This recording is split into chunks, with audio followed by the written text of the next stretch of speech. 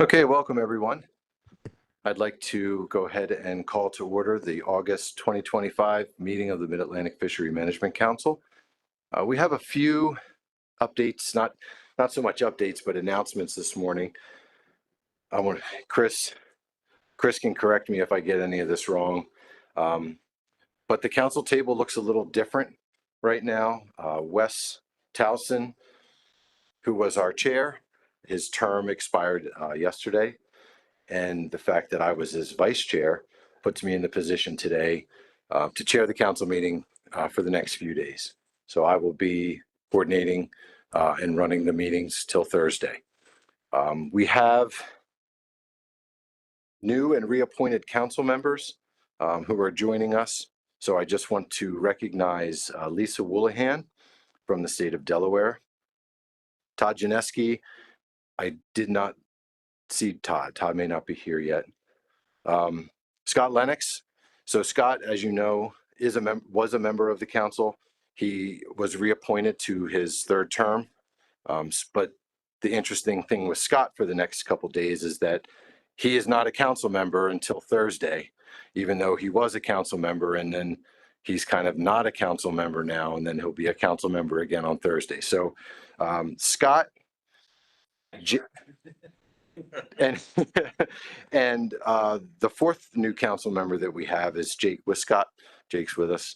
And so the way that we're going to be handling this timing issue over the next couple of days is that I'm going to call on the new members and the reappointed members while they're in this this period of waiting as members of the public. And so you will not be allowed to vote. And I also am not going to call on you during the council discussion, but during public comment period times, you're welcome to offer any insight that you have on the issue that we're debating. Okay, so that was the first thing on my list. Second, the assistant administrator for NIMS, Henyo, is sick, so he's not going to be here with us today. And we hope that he'll be able to schedule some time to join us at either our October or December meeting. And we'll look forward to the opportunity to talk with him and sit with him at an upcoming meeting. And if he's listening, I hope you feel better. Lastly, has to do with eating, which Chris informed me that if you decide to go out and bring food back to the hotel, please do not cross the threshold of those doors behind Mary there. If you cross that threshold with your food, it's a $750 fine to the council, because this is part of the hotel, and for whatever reasons, we can't bring food into this conference setting. So if you buy food outside of in town, you can eat it outside. You can take it to your room. You can even sit right out in the hallway out here. You just can't bring it into this room. Scott. Don't tell anybody. Yeah, don't tell anybody that. Hide it in your coffee cup. Are there any questions? Sonny?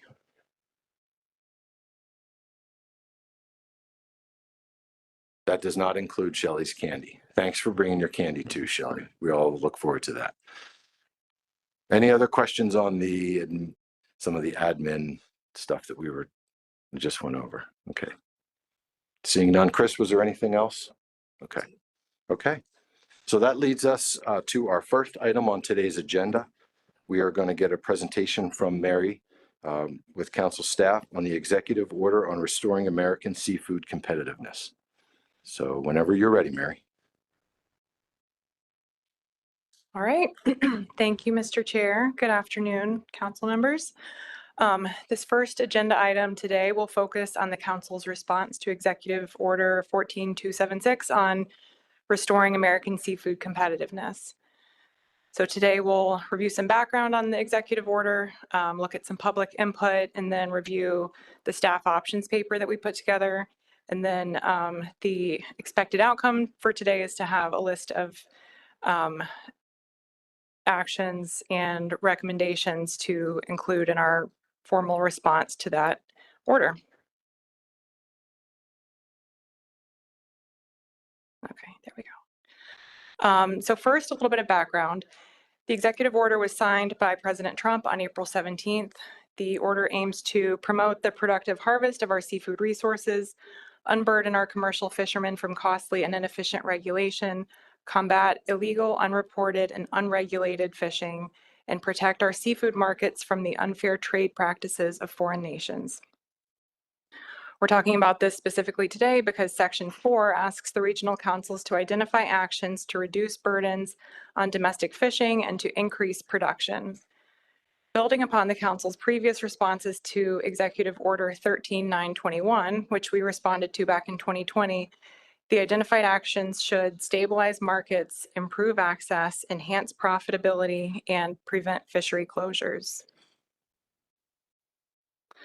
So we received some guidance from NOAA Fisheries back in May in the form of a letter from the Assistant Administrator for NOAA Fisheries that outlined the requirements for the council's responses and also included a template for us to respond. So it's pretty much the same process that we followed back in 2020, where we need to prioritize the recommendations and actions, provide a description of the recommendation, and then explain the rationale of how it addresses the executive order objectives.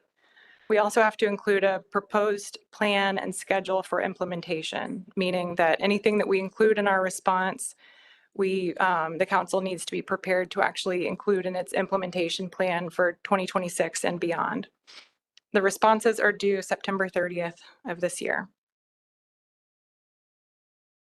All right, so during the rest of this presentation, I'm going to walk through the public comments that we received on this executive order, and then walk through the staff options paper that's included in your briefing book, which lays out potential actions and recommendations that staff have identified, which the council may wish to include in its response. And then the expected council action is identifying which actions should be included, and then provide any additional guidance needed to staff.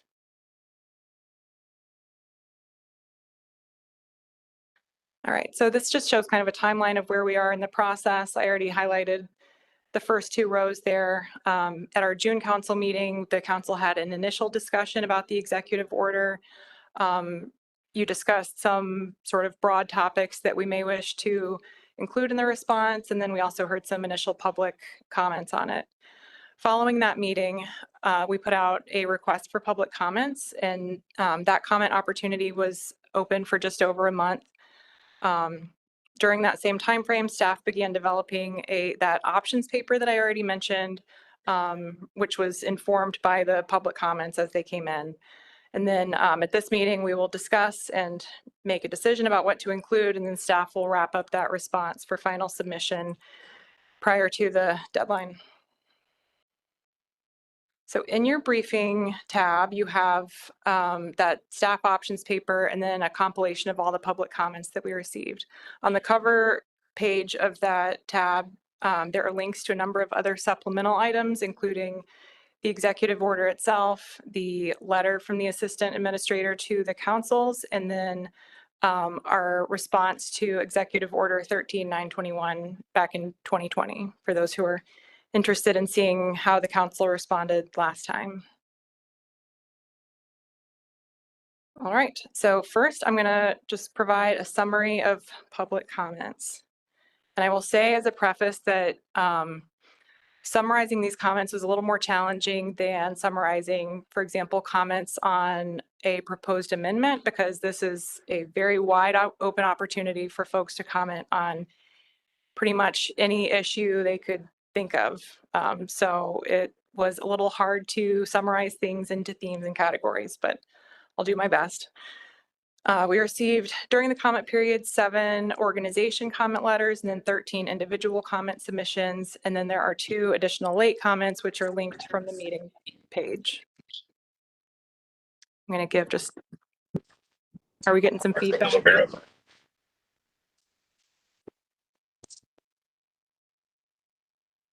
Okay.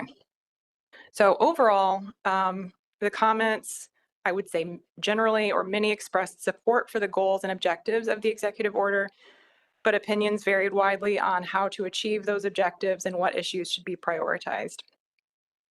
Key themes included reducing unnecessary regulatory burdens, maintaining balanced management across sectors, strengthening the U.S. position by addressing IUU imports, and then avoiding actions that would undermine conservation gains.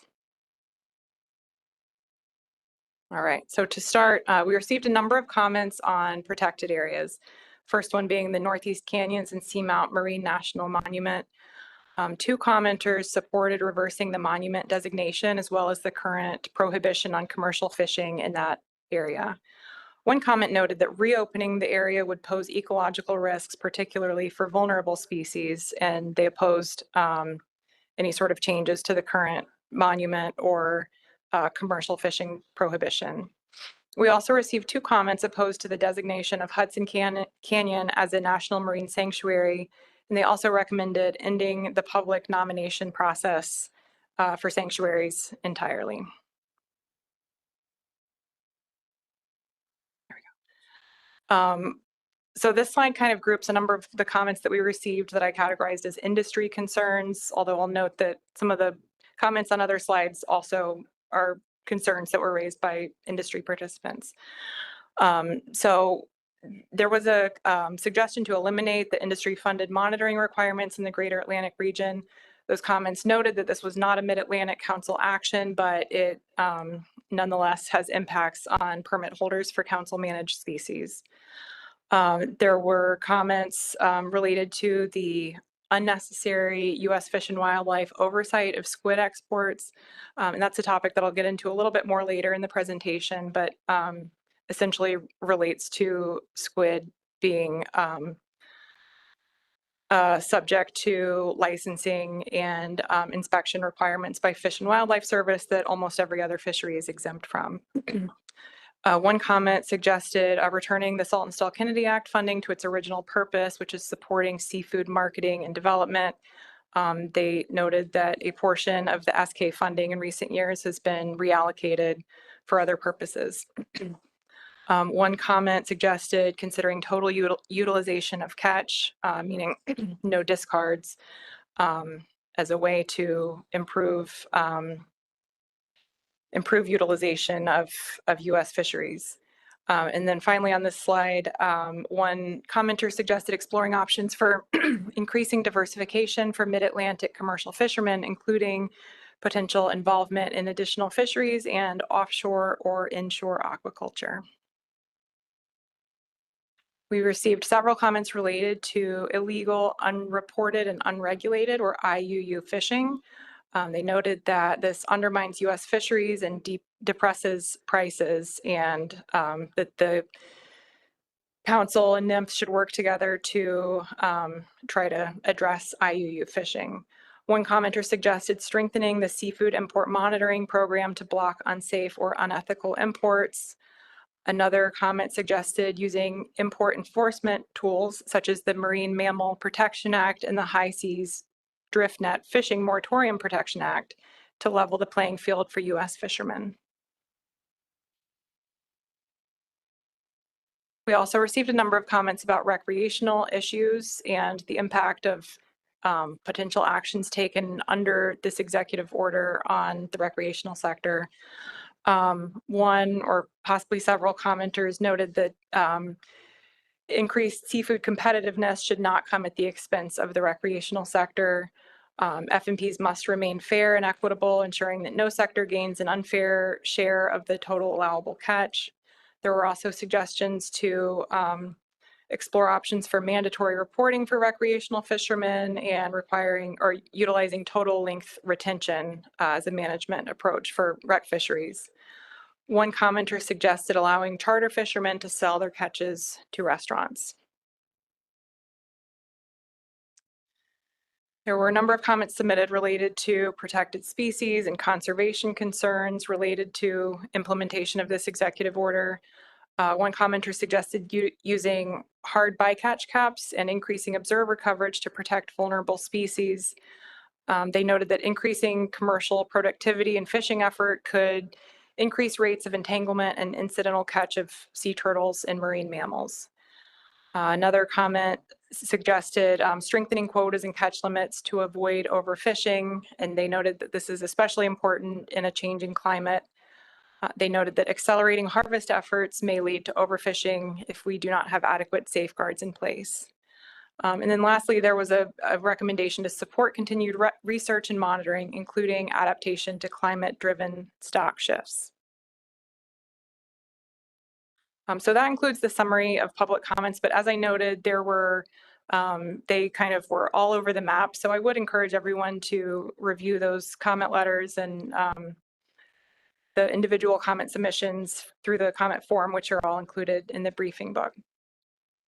All right, now I'm going to walk through the staff options paper. So this paper was developed by staff that identifies potential actions and recommendations that the council may wish to include in its executive order response. I fully expect that the council will, add to, remove things, or modify items from that paper today. So it's not really, intended to be like a final list ready to be rubber stamped by the council, but just sort of a starting point for discussion. So the items in that paper are organized in 4 categories. The first one is council actions that are in the NIMFS rulemaking process or soon to be. So those are council actions that are completed. The council has taken final action, but they address one or more objectives within the executive order. And so the council could consider including those in the response and recommending that NIMFS approve and implement those actions as proposed. The next category is council actions that are currently under development that address one or more of the executive order objectives. And then the section that I expect we would spend the most time on is the potential new council actions. So this is kind of a discussion that we would typically have in October and December when we talk about our implementation plan for the upcoming year, but we're having that now. So these are items that might be slotted into the council's work plans for upcoming years that are not currently on our implementation plan. And then lastly is non-council actions, and these are recommendations to federal agencies. These are kind of recommendations that fall outside of the council's purview, but may be important to include in the response nonetheless. So as I noted already, the council may consider revising, adding to, or endorsing any subset of these recommendations as part of its formal response to the executive order. Okay, so first up is council actions in the NIMFS rulemaking process. Sorry, this is a little hard to see on the screen with the lighting in here. Staff identified 3 actions in the rulemaking process that may be relevant to this executive order. The first one is the Atlantic surf clam and ocean quahog species separation requirements amendment, which was approved by the council in December 2024. This action proposes regulatory changes to allow vessels to land mixed catches of surf clam and ocean quahog during a declared mixed trip. So under current regulations, vessels are prohibited from landing or having in the same cages surf clam and ocean quahog at the same time. So the council initiated this action in response to industry input. Industry has reported that it's become increasingly difficult to avoid catches in mixed clam beds, and that this has caused some economic and logistical challenges. And so the proposed action is intended to address these challenges and would allow vessels to declare a mixed trip when they're going out and land both species at the same time. The next action in this category is the summer flounder commercial mesh exemptions framework, which was approved last October. That framework includes several modifications to summer flounder commercial minimum mesh regulations. The one that I've highlighted here and that may be most relevant to highlight in the response to the executive order is the proposed changes to the small mesh exemption program area boundary. This change was recommended by industry and then approved by the council and board through this framework. It's expected to improve operational efficiency and economic opportunities for participating vessels while continuing to protect the summer flounder stock and prevent regulatory discards. Finally, the third and final action in this category is the recreational measure setting process framework and addenda, which was approved by the council and the policy board in April of this year. This action proposes changes to the process for setting recreational management measures for summer flounder, scup, black sea bass, and bluefish. It is expected to create more opportunities for regulations to remain unchanged from year to year, potentially providing increased stability and predictability, which will support planning for the recreational sector and potentially improve angler satisfaction. Now moving on to there we go, council actions currently under development that may be responsive to the executive order. We also have 3 items in this category. The first one is the recreational sector separation amendment. This action considers options for managing the private anglers and for-hire sectors separately in the summer flounder, scup, and black sea bass and bluefish fisheries. This could allow managers to better tailor management strategies that better reflect the needs of each sector, which would, in theory, improve angler satisfaction and support the economic viability of for-hire businesses. We've heard from a number of for-hire captains who reported that it's difficult to make plans for trips for the upcoming year or upcoming years when regulations can significantly change from year to year. So this action could potentially support that longer frame planning for those businesses. Next action in this category is the spiny dogfish accountability measures framework. Currently, the spiny dogfish fishery management plan requires pound for pound paybacks for any overages. This framework will consider if there are circumstances where more relaxed accountability measures may be appropriate.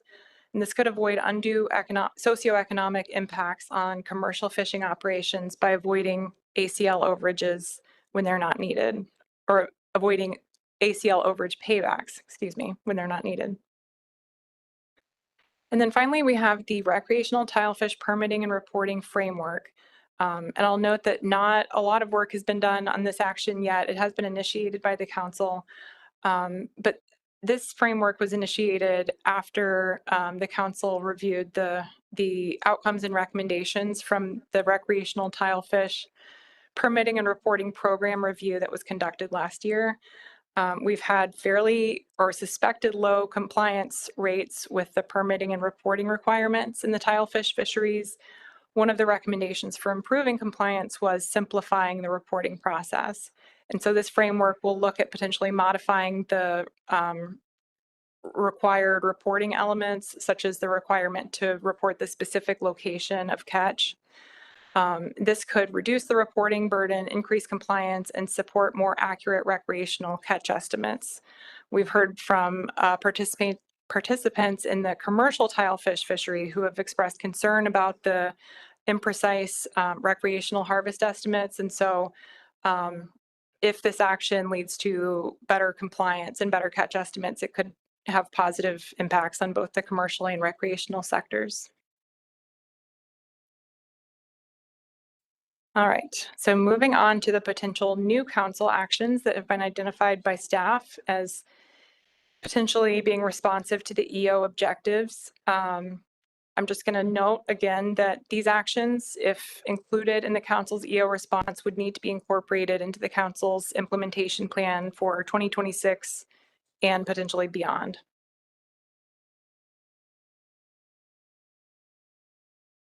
All right, so the first one is would involve potentially exploring modifications to the current vessel baseline restrictions. Currently, limited access federal permit holders are subject to restrictions on vessel size and horsepower. They must be within, the vessel must stay within 10% of the length and 20% of the horsepower of the vessel, of the permit's baseline vessel, which would be the vessel that they had when they received the permit.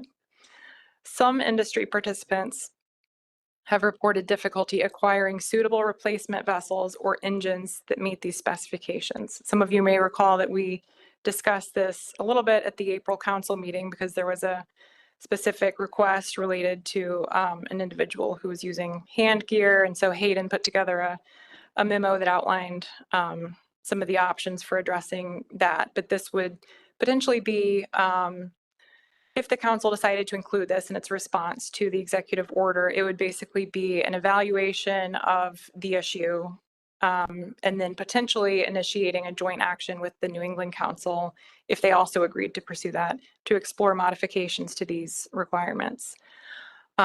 This action could provide greater flexibility for permit holders seeking to upgrade or replace aging vessels, and it could support safer and more efficient fishing operations while reducing regulatory barriers that may prevent modernization of the fleet.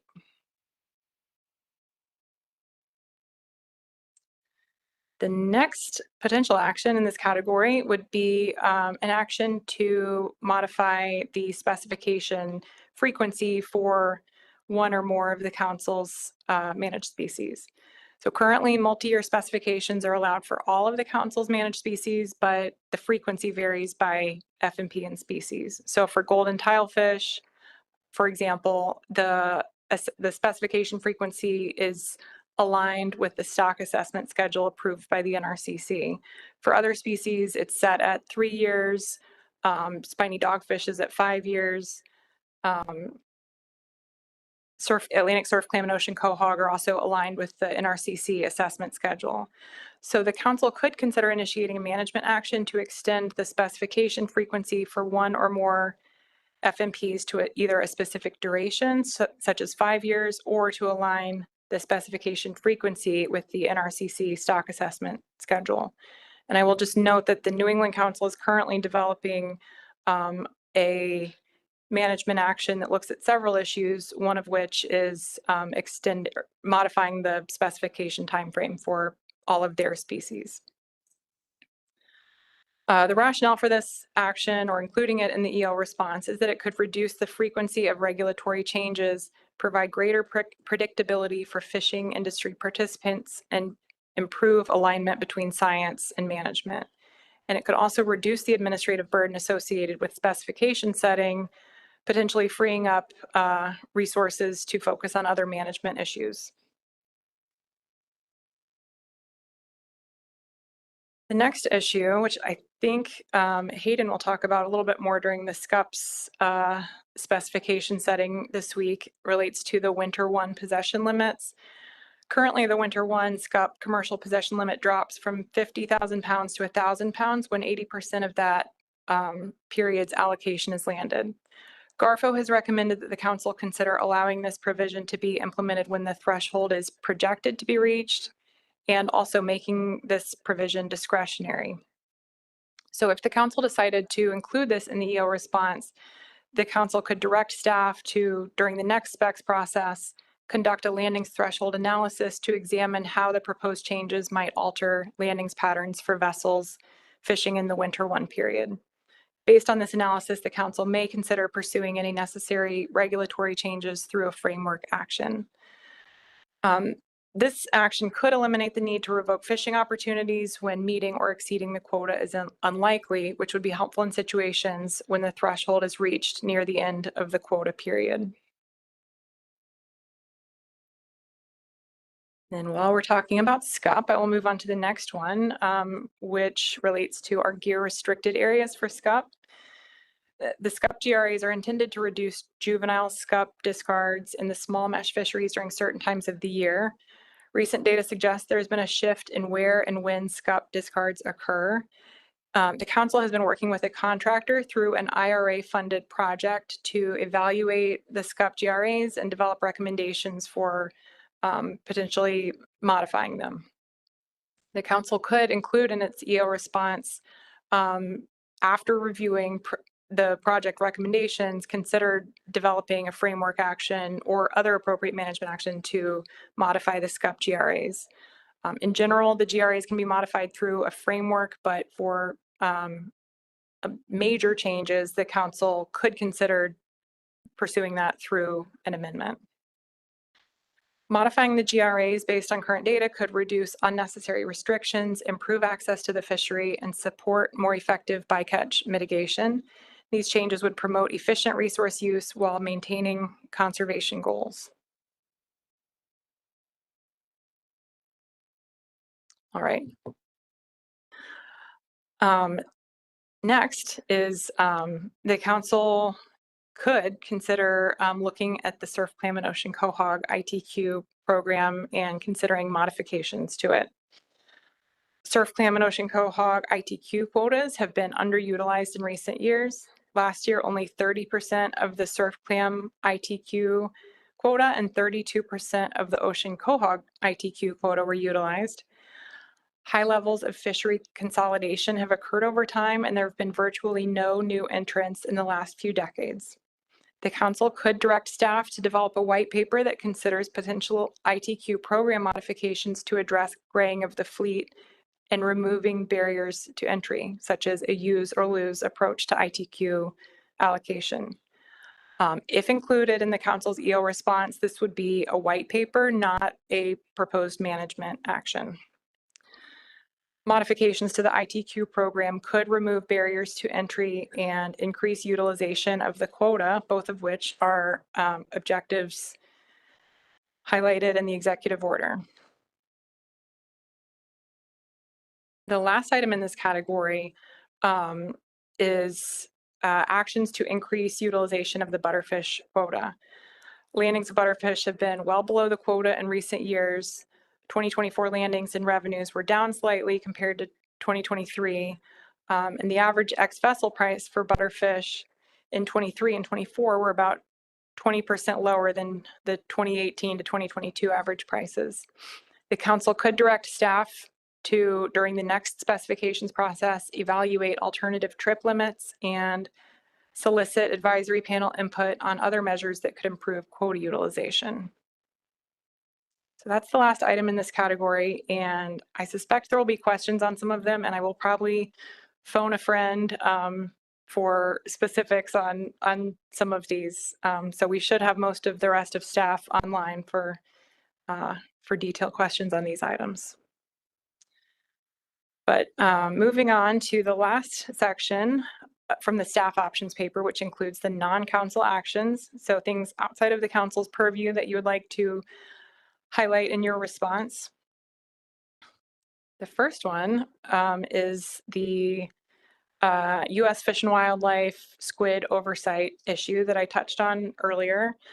The council could recommend that the Secretary of Commerce work with the Secretary of Interior to reclassify squid as shellfish or fishery products and remove them from the categories of wildlife products subject to Fish and Wildlife inspection and user fee system. This is an issue that we've been talking about for over 5 years now, and we've sent a number of comment letters and emails to people. Have been unsuccessful so far, but basically the issue is squid are not recognized as shellfish or fishery products and therefore are treated as wildlife and subject to Fish and Wildlife inspection, which is costly and time consuming and ultimately makes U.S. squid more expensive to produce and less competitive in the international market. These Fish and Wildlife policies and regulations add layers of cost and create operational inefficiency that make squid more expensive and less competitive. So this is one item that the council could consider including in this kind of non-council actions category. Next, the council could recommend that NOAA Fisheries expand and enhance efforts to promote U.S. seafood through coordinated marketing campaigns, public education initiatives, and support for regional branding strategies. This is kind of based on some of the discussion from our June council meeting. A number of council members highlighted that, you know, in many cases, management is not really the issue that's preventing full utilization of the quota. There are market factors and, you know, other issues that could be potentially addressed through more coordinated and better marketing of U.S. seafood. Increasing consumer awareness and demand for U.S. seafood is critical to supporting the long-term competitiveness of domestic fisheries. Better marketing and promotion could help differentiate U.S. seafood in the marketplace and build trust among consumers and increase the value of landings for fishermen and seafood businesses. The next recommendation is to prioritize the sustained support for comprehensive federal fisheries monitoring and scientific programs, such as fishery independent surveys, port sampling, aging work, etc. Sustained investment in monitoring and research enables managers to respond effectively to changing environmental conditions, reduces uncertainty, and helps identify opportunities to increase harvest while maintaining long-term sustainability. All right, these are the last two items. The first is to prioritize funding and support for the recreation demand model, including the associated cloud-based tool. So this is the model that that managers use, the council and the board use when setting recreational management measures for summer flounder, scup, and black sea bass. It's been used since the 2023 spec setting cycle. It helps ensure that measures provide the greatest socioeconomic benefits while maintaining harvest and catch within the required levels. Without the recreation demand model, we are unable to predict the impacts of changes in measures on angler welfare and numbers of trips, which directly impact revenues for recreational businesses. And then the last item is, or the last recommendation is to continue to invest in and support the Changing Environment and Fisheries Initiative, also known as SAFE. In particular, the continued development and updates to the MAFMC forecasting tools. The forecasting models developed as part of SAFE have the potential to provide managers and fishermen with valuable tools for responsive management, provide for more efficient and productive fishing trips, and minimize interactions with protected resources and other non-target species. So that concludes the staff options portion of the presentation. As next steps after this council meeting, staff will prepare the final response based on the council guidance, coordinating with NIMF's regional office as needed, and then submit the response by September 30th. If there are issues or additions that require substantial development after this meeting and the council would like to have a chance to review the draft response before it's submitted, we can circulate that by email and provide a comment opportunity before everything is finalized. So that concludes the presentation for today. So just to reiterate, the requested council action is to select the actions, which actions and recommendations to include in the response, and provide any guidance on prioritization and implementation of selected actions. And then on the last slide, I have just, this might be easier to see on the computer screen, but I just wanted to put all of the staff options items on one slide so everyone can see them. So we have them in one place for easy reference. And that concludes the presentation. I would welcome questions and feedback and any input. Thank you. All right, thank you very much, Mary. Before I start calling on hands, let me just, I'll set the scene for how we'll deal with comment. So if you're in the room, you can simply just raise your hand and I'll call on you. If you're online, if you're a member of the council or a member of the public, please raise your hand online, and when the opportunity comes about, I will call on the members of the public that have their hand raised online. And we'll move forward that way. One quick question, Mary, before we get into it. So we've got a long list here of things that have been identified. Are you looking for the council to whittle this down, add to it? How realistic is everything on this list moving forward? I mean, if you can give us some sense as to what it is in order to kind of fall in line with reality, what's staff's expectation of what you're going to get here? So based on my discussions with Chris, Chris usually oversees the implementation planning process, and he comes in and he says, like, here's a draft plan, and this represents the most work that we could possibly do. And so if you want to add anything, you have to take something off. So I would say that as we have it laid out here, this would probably, in terms of like the new council actions, because those are the ones that would require significant staff work and council time, this probably represents like the maximum. So if there are additions, then the council may want to consider taking one or more of those items off the list, or the council could just say, you know, this may be worth doing, but I don't think it's relevant enough to the executive order to include it on our list. There's no minimum or maximum number of recommendations, so it's really at your discretion what to include. But in terms of staff capacity, and Chris can correct me if I'm wrong, but in terms of staff capacity, I think this represents kind of the maximum. Chris Moore. Thank you. Thank you, Mr. Chair. Mary channeled her very best, Chris. So well done. So just going through, so the bottom line is if you look at all these things on the list, they seem a little bit overwhelming. But consider what you have in each one of those bids. So the bottom line is we have the resources to address all of these the way that they've been presented today, right? But we don't want folks to think that this list, especially the one, you know, under potential new council actions, limits the conversation to just the things that we came up with, right? We came up with these things based on conversations that we had with you, you know, in June. We also included, you know, what we got at public comment, but there may be other things that are better, or there may be things you want to add and modify these, right? So if you think about one, we're already, you know, those are already in play. So 2 and 3 of number 1, those have been submitted to NIMFS. 1 is currently going back and forth between Garfo staff and our staff to finish up the package. So those are done. Council actions under development, we've started that recommendment. We've considered that dogfish framework, and we started thinking about the framework in 2.3, right? But again, that could be one that you say, maybe we don't want to proceed along the lines of that framework. So then you get to 3, the list that Mary gave you is there. And then 4 obviously is the letter that says, hey, you know, Fish and Wildlife Service, we really want you to think about squid again.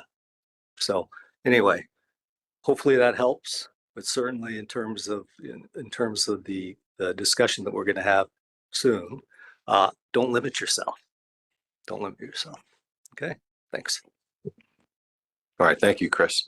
Let me look around the table and see. I've got a couple hands. I'll start with Anna Beckwith. Thank you, Mr. Chair. And thank you, Mary, for the work you put into this. This was awesome, super easy to follow, very clear. I appreciate that, especially since I was not present for most of the June conversation. So I do apologize for that. My question is, this is an exercise to identify, but if we send this forward as our set of recommendations, it doesn't necessarily tie us to complete these actions in some sort of time period. So a lot of these are evaluations, white papers, that sort of stuff. But if we find that timing doesn't allow, or staff time doesn't allow, or we evaluate something and decide that we don't want to move forward with it, then we are not tied to these actions. So a number of, and I'm looking at the potential new council actions, a number of them are set up as staff will evaluate and then the council can decide whether to pursue a management action. I think if the evaluation is completed, regardless of what path the council takes, I think if that evaluation is completed, then it would be considered done, or that's how I would recommend for issues where the council wants to look into something and see if there's a problem, see if action is needed, then I would recommend that we make it clear that what we are planning to do is evaluate and consider taking action. Chris. Annex, you turn off your mic. Thanks, Mr. Chair. So one of the other things is that we have a spreadsheet, right? So the spreadsheet is something that Mary talked about in June. And there's a timeline associated with it. Like when is this thing going to happen? So think about it that way as well. Okay, for questions, I had a couple more hands go up. initially go to next to Joe Cimino, and then Jim Gilmore, you're on deck. Yeah, thanks, Mr. Chair. I think for, new council actions, I think that 3.1 is something that we should certainly consider. I think it's important for the two councils to take a look at the baselines that, we just, as Mary mentioned, thank you, Mary, this really is a fantastic summary. Just, we're seeing issues here. It's something that is probably outdated in a lot of instances. And I think it's to some extent low hanging fruit, at least to do this evaluation and see where we can go from here.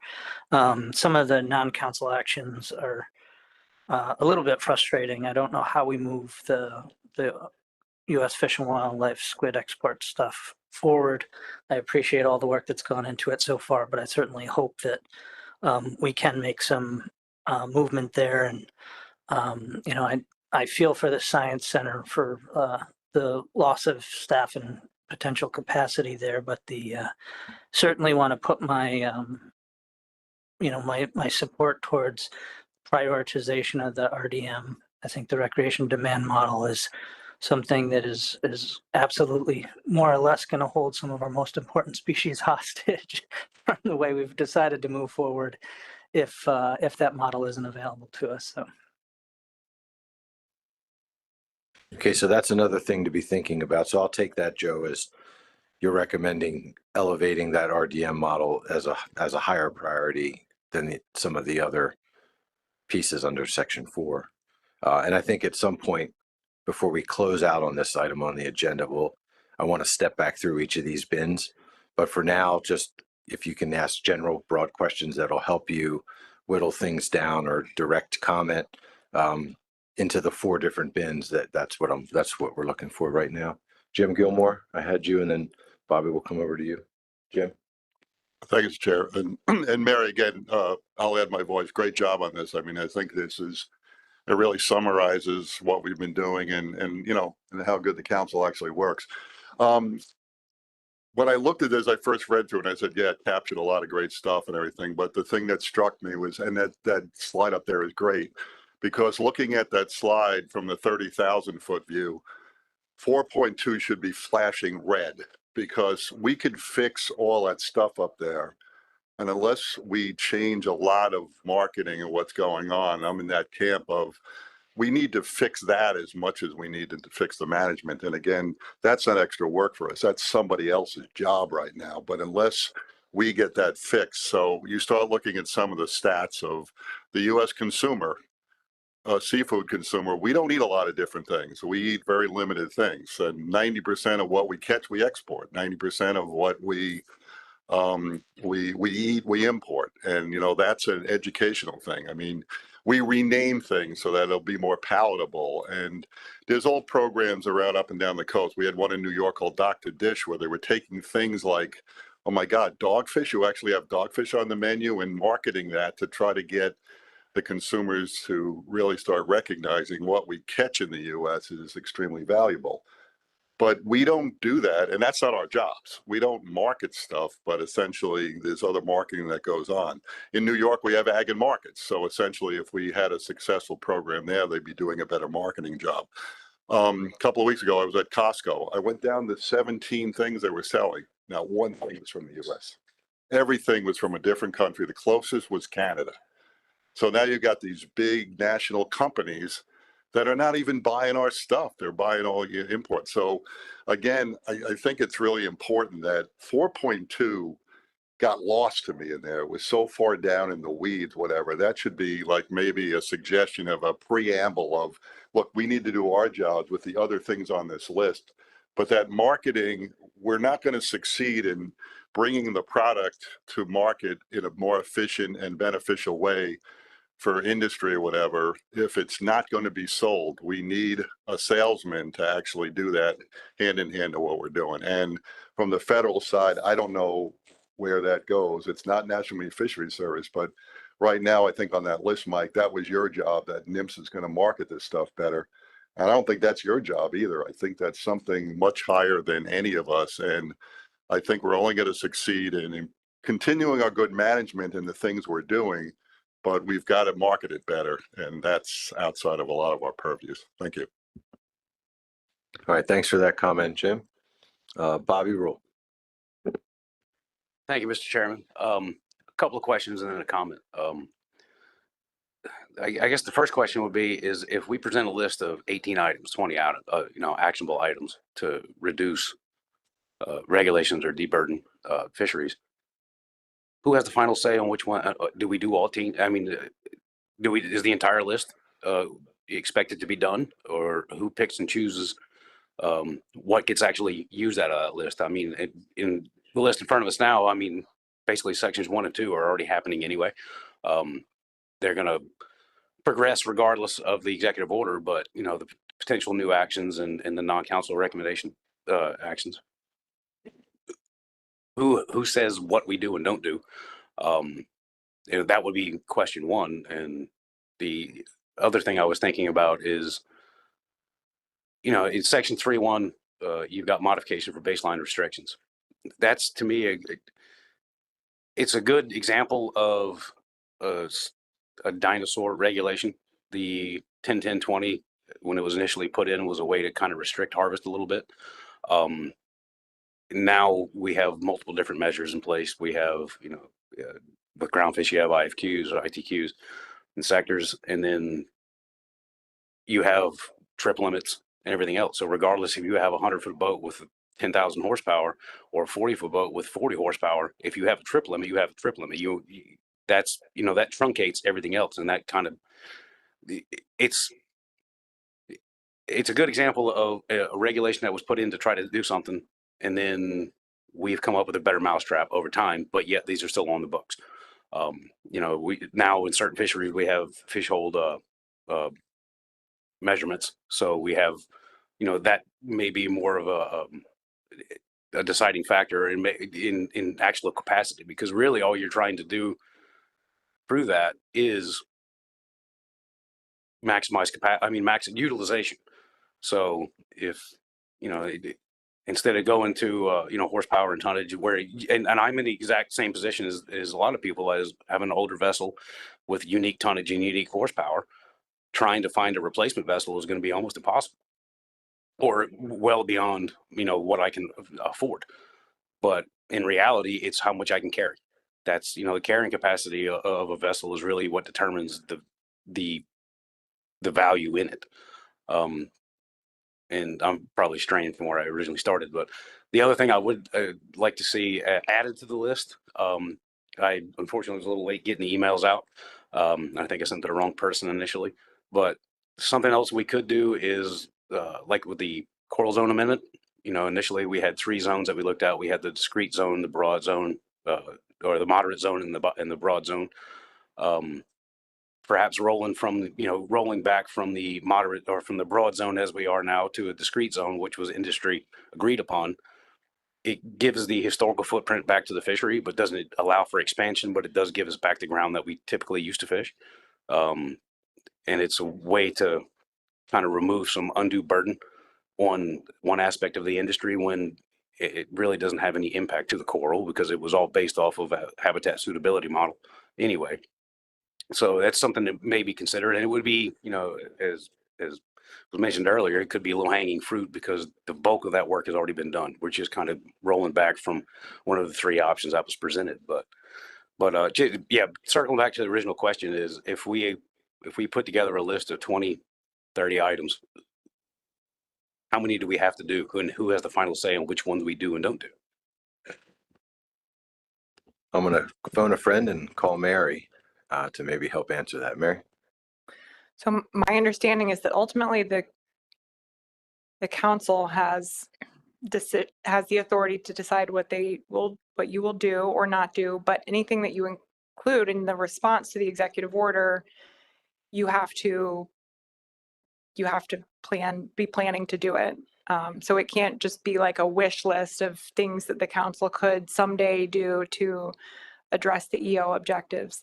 Now, the exception there is the recommendations section, the non-council actions. I think, if the council decides to include those in its response, that sort of is the action. You know, it can stop there, or you can do something like submit a letter to like Fish and Wildlife about the squid issue, but that sort, you know, including it in the response kind of is the action.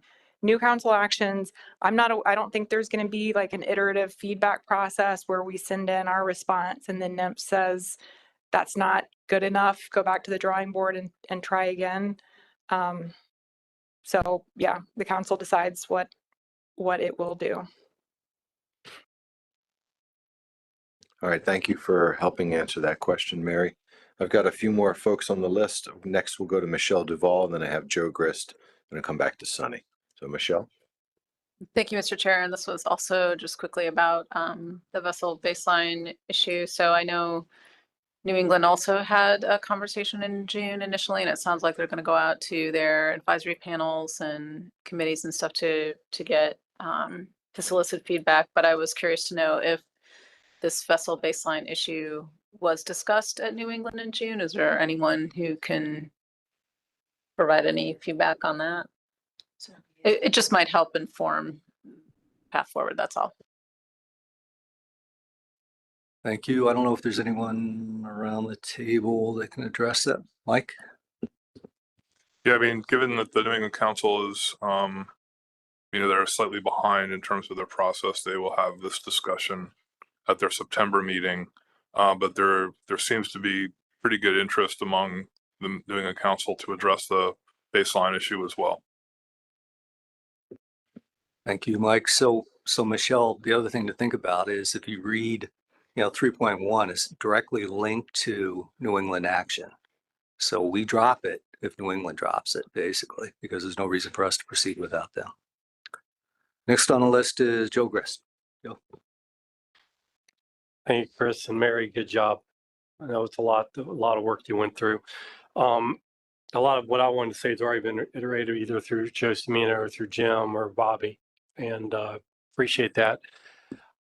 My comment, what's left is just maybe a little bit in the weeds, but I'm just a little curious. This would be under non-council actions, but looking at the public comment and thinking about this a little bit further and knowing the issues we've talked around this table about over the years about loss of fishing grounds as we deal with offshore wind issues and such, the recommendations about the national monuments being reopened back to the fisheries. I mean, was 2023 was the final closure of the last part of the one that had been open, then it got shut down again.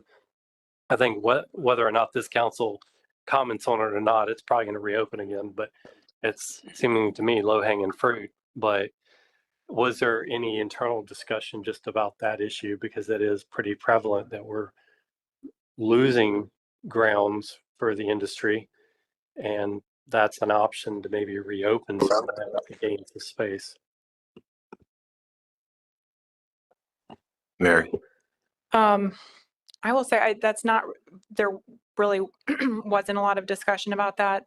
The council has signed on to comment letters about the Northeast monument. I think that would certainly fall in line with something that could be added to the list of non-council actions based on the council's past position on it and past comment letters. It would be easy to add that there. And there's certainly, as I noted, we received a couple comments on that. Yeah, so I mean, that would be a council decision on whether to add that, but it wouldn't really add to the workload or anything. So yeah, that could be done. Okay, thanks, Joe. Thanks, Mary. Sunny Gwynn? Yeah, thank you, Mr. Chair, and thank you for that presentation, Mary. And a process question. So if you come up with 18 or 20 different things, does it go through the process of public hearings and APs and committee meetings and everything? Is that am I correct in saying that, or you just come up with something and we ixnay it? Chris? Thanks, Mr. Chair. So I'm getting anxious hearing these 18, 20 things. The list keeps getting longer. So the idea, Sonny, is basically to come up with a workable list today, right? And the list that we come up with today would be included in our 2026 implementation plan. And we move forward with those items into 26, right? So it's really, there's nothing beyond this. After we have this meeting today, Mary will put it all together. If you want, we'll send out the letter with the list before it goes to NIMS, or DOC, but that's it. So there's nothing else beyond this. And I'll add to that, Chris. So to Sonny's question, so if you look at the list, section 1 and section 2 of those are already in that same process that involve the APs, that involve all the advisors. I mean, those 6 things are already happening. Anything new would fall in line with that same process if we were to put it on the list and then take it up as a council action. And then the 4th section is more, as Jim alluded to, it's more somebody else's problem by asking them to do something. So I think to answer your question though too, Sonny, for everybody's edification, is that yes, the same practices that we go through as a council will continue even with items on this list. There's no change to our operations. We're just providing a list that we're going to work from. Okay, Sonny, go ahead. Yeah, so what you're saying, no matter what we choose, it's going to be taking probably years to get done, perhaps? Chris? Thanks. So it depends on the item. You know, some of these things in number 3, we could probably get done within the year, right? Some of them we'd start in 26 and might be, 27, potentially 28, but probably 27. So multi-year. So we'd see. Okay, thanks for that. I don't have any other hands at the table at this time. Let me ask, is there anyone from the public? I see a few hands raised. I got you guys. I'll come back. If anyone is interested in providing any comment that's listening online, if you can please raise your hand at this point. I'm going to go to the audience first, and then we'll come back to the folks online. So let me start with Eric Reed.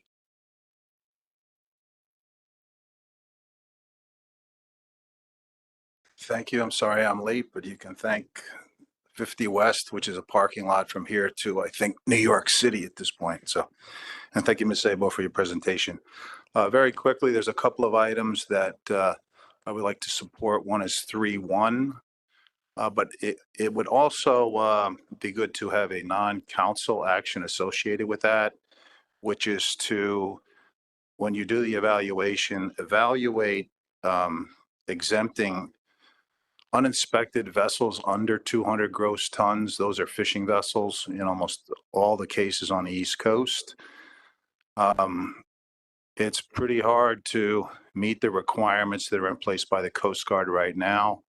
And in order to take advantage of removing the 10-10-20 rule, adjusting it to have uninspected vessels under 200 tons exempt from the current Coast Guard and ABS standards, that will go a long way to accomplishing what you're really trying to do, which is to improve vessels beyond what they are right now. That's my first thing. 4.1, I'll fight that to the death myself, and Mary will help me, but that's just insanity, as you well know. I won't speak to the monuments because you all know where I'm coming from on that, I think. That leaves me with 4.2, which is the marketing. The thing that can be done, and it is starting to be done, is to include seafood marketing in the USDA suite of expertise. That has, I mean, they just bought $100 million worth of Alaskan pollock. It would be great if the USDC would get involved with all of us. I'm not talking about moving seafood inspections to the USDA, but they have financing programs, they have guarantee programs, they have a multiple of marketing programs for small, medium, and large businesses, including seafood businesses, especially for market access. There's a market access program, and there is a food export division that some of the people in this room, including myself, have taken advantage of. And it would be a great benefit to all of us if the USDA took over marketing of our products. And there is the Farm Bill. I'll get you the exact bill. It's from the Senate. It's appropriations bill right now. And it is proposing to open an office, seafood liaison within USDA. And that is a $625,000 line item. And that is the start of what is becoming a nationwide effort in Congress to do exactly what I'm asking for. So I would include those items in what you have there just to get what you really want. Thank you. Thank you very much for the comment, Eric. Sean?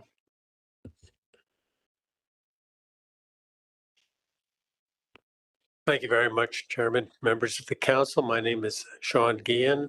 I'm here representing Intershell International Corporation, Gloucester-based surf clam fishing company. I have to apologize. I think I missed the notice and when about specific deregulatory suggestions. But when NIMS made its general call back in May, I submitted a petition to reopen the Great South Channel Habitat Management Area to surf clam fishing and to mussel fishing. Unfortunately, it doesn't look like the petition made it into the briefing materials, but I know Jessica has a copy. I can certainly get you one if you want to see it, but it's a long, long detailed petition. So what I'm requesting of the council is simply a non-council action. That is a recommendation to the National Marine Fisheries Service and GARFO to consider the petition, put it out for public comment and further analysis. But in essence, I think it's important. I've been here, it's been quite a while talking about this issue, and I understand that there is a reluctance because you all manage the surf clam and ocean quahog fishery. New England Council closed the area primarily to protect cod and species they manage. And so I think it is appropriately an issue that, should be decided at the regional level. I think at the time, and I wasn't involved when the time of the Omnibus Habitat Amendment 2 was passed, and then the follow-on surf clam framework by the New England Council that very much limited the amount of grounds that could be fished in that area. But I do think that from a legal perspective, one of the biggest problems that's been noted repeatedly over the many years by the surf clam ocean quahog AP, it's been recognized that this council is that we're not catching optimum yield. We're not achieving optimum yield on a continuing basis from this fishery. It's been under 40%. I haven't seen the numbers for last year, but I'm guessing it's continued on that trend. This is an area that's accounted for as much as 20% of the coastwide harvest of surf clams. And it would go a long way to achieving what is and has been recognized by courts, the primary duty of the councils and the agency, and that is to achieve optimum yield while preventing overfishing, but that's not an issue here. Achieving optimum yield from a fishery on a continuing basis for the fishing industry. This ticks all the boxes of this thing. It'll reopen an area that's inaccessible. It'll enhance profitability, increase exports. It's in a lot of ways, it's a no-brainer, and I'm not asking anybody on this council to decide the issue, but to say this is an important issue that the public should have a chance to weigh in on. I will say that, my client and a couple others are working with the Coonamessett Farm Foundation now on a new project, but my petition does contain a lot of science that wasn't available at the time the surf clam, the area was basically closed to the industry. And it's a highly dynamic area. The water's warmed so much, it's very unlikely cod are even spawning there anymore. And as you know, this fishery occurs in sandy bottom. And this is sandy bottom that is frequently disturbed and characterized by moving sand waves. I don't think that in terms of adverse impacts on essential fish habitat, that would meet the standard. But again, if you would just say that this council supports the National Marine Fisheries Service putting this out there for public comment, that would be immensely helpful. Thank you very much. Thank you for the comment, Sean. Megan?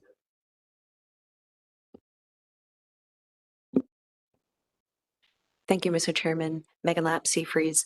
I'm not going to reiterate everything that I submitted as a public comment letter. I am glad to see the U.S. Fish and Wildlife squid export inspections up there. Appreciate that. Mary's been working on that for a very long time. One thing that I was curious to see up there was the butterfish item, and I will just let the council know, you know, we harvest most of the butterfish in this region. We told our boats not to go this year, late in the fall and early into the winter, because we weren't sure what the tariff situation was going to be. We didn't know if there was going to be retaliatory tariffs, and if we were going to end up with a freezer full of stuff that we couldn't move because of price point issues with tariffs. So that was a once-off thing. But I will actually use butterfish to point out how important I really do believe that the seafood marketing issue is. You know, we used to have very, very strong butterfish markets in Japan.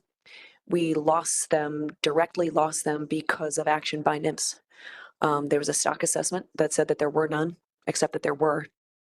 We were reduced to a bycatch fishery for many years, and then we lost the Japanese market. And that was the big money market for that species. And it has never been built back up. Meanwhile, the money that is supposed to go for marketing and promotion of U.S. seafood products, which is SK money, is taken by the agency for internal operating purposes. This year, there will be an estimated $370 million, and $0 will go to U.S.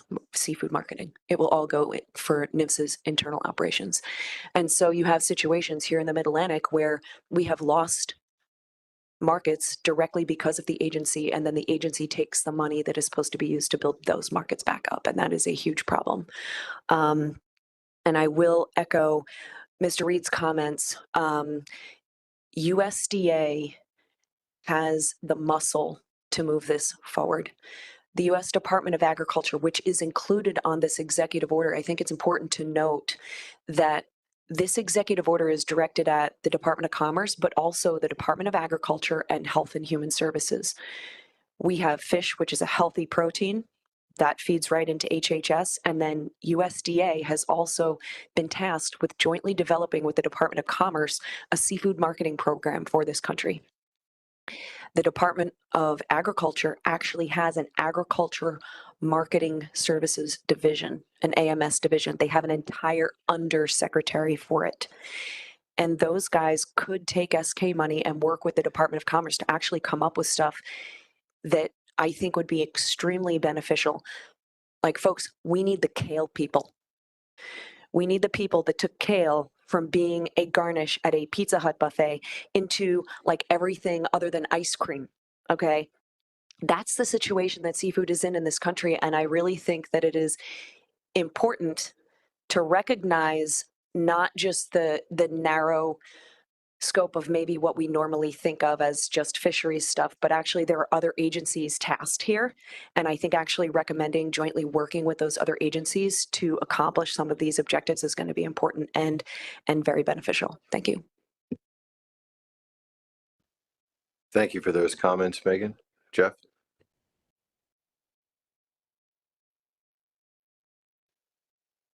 Thank you, Mr. Chairman. Good afternoon, members of the council. I'm Jeff Kalin with Lens Fisheries in Cape May. I'll just be brief. We wrote a brief letter, and again, like has been said earlier, I'm glad the Fish and Wildlife Service issue is here. I think there is some growing interest in the issue in the fisheries service here in the region, I think, and it'd be great to be able to push back. There's a new head of the Fish and Wildlife Service from Wyoming, I think, who just got appointed. And at the commission meeting last week, there was some discussion about reaching out to that gentleman on that issue. So I'm glad it's on the list. Mary has done tremendous work on this. So that's good to see. On the marketing thing, I completely agree. This is the time to start talking about commerce and agriculture working together. In that area, ag has people on the ground at the trade shows. We've had their support in the past. So I want to support what was just said about that. Except the kale part. I'm not really big on kale. So other than that, I support what Megan had to say about that. But I see her point.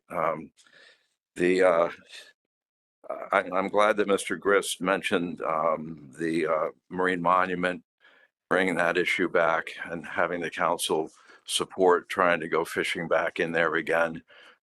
It's important to the squid fishery and other fisheries. And as we all know, those of us who were around during the coral days, both councils had acted responsibly to protect the coral and those deep ocean mountains. There was no way they were under threat. So we would appreciate the council going back to talk about that issue. And one last thing on the marketing side, Lunds and Seafreeze together certified the scup fishery under the Marine Stewardship Council program some time ago. And I think what that does is that moves us into markets that you can't get into otherwise, particularly in Europe, where the MSC seal is very valuable.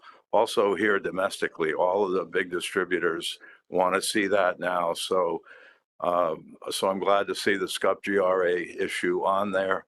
When we first were certified, because the bycatch issue hadn't been reviewed within the 5-year period, we had a condition around that. So we'd love to see that window closed. I know that Cornell's taken some time to get that done. So thank you to the council for pursuing that. I'm glad that's on the list. That'll help us. And I think the other thing is the monitoring and scientific program. That's so valuable because there are people in the administration who are confusing climate science with the kind of science that we need to be able to manage our stocks. And I think if the council could stand up and say that, it might help guide some of the anti-climate people towards a better understanding about the importance of the science that supports our specifications. So I'll just leave it there. Thanks for the opportunity. Yeah. Yeah, thank you. Thank you for that, Jeff. Anyone else in the audience? Jason. Just following up to Megan's question of the butterfish item in here, I think either during or because of discussion of butterfish at the previous council meeting, specifications were up, folks noting the relatively low catch relative to the ABCs. It came up as a discussion point at the table of like, is this a thing that could be opened up a bit? So there are two, I think probably most relevant trip limits. One is the one that triggers the mesh requirement for directed fishing. And then there's an incidental trip limit also. And so kind of as it's set up here, kind of going, I think, through the specifications process could kind of like, does it seem like there are trips that are bumping up on the trigger for the mesh or for the incidental, and just kind of trying to make sure there's not like a regulatory waste thing going on there. Thanks. Okay, thanks, Jason. Okay, seeing no other hands in the audience, I'm going to go back to the list online. If you're in the public and you're listening online and you'd like to offer any comments, please raise your hand. I've scrolled through. I don't see anybody with their hand up to this point, so I'm going to bring things back to the table. I'll ask our council members with a little asterisk next to your name for the next few days, if any of you would like to offer any comment at this time. Okay, seeing none. So let's bring it back to the council and figure out what the plan is moving forward. So number 1 and 2, in my opinion, these are things that are currently underway. How are we comfortable with section 3 listed as is? Does anyone want to make a recommendation to add something or to remove something from the list? Bobby?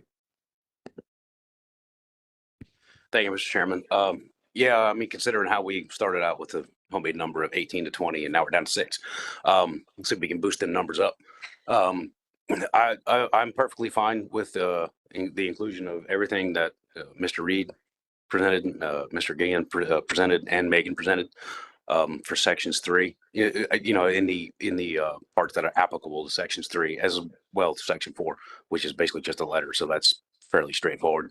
I would like to see the inclusion in 3 of possibly revisiting the coral zone. You know, just I think that is something that definitely fits within the within the charge of this executive order. So I would like to see that included, but I have no qualms about any of the additions from the public comment. Okay, Chris Moore.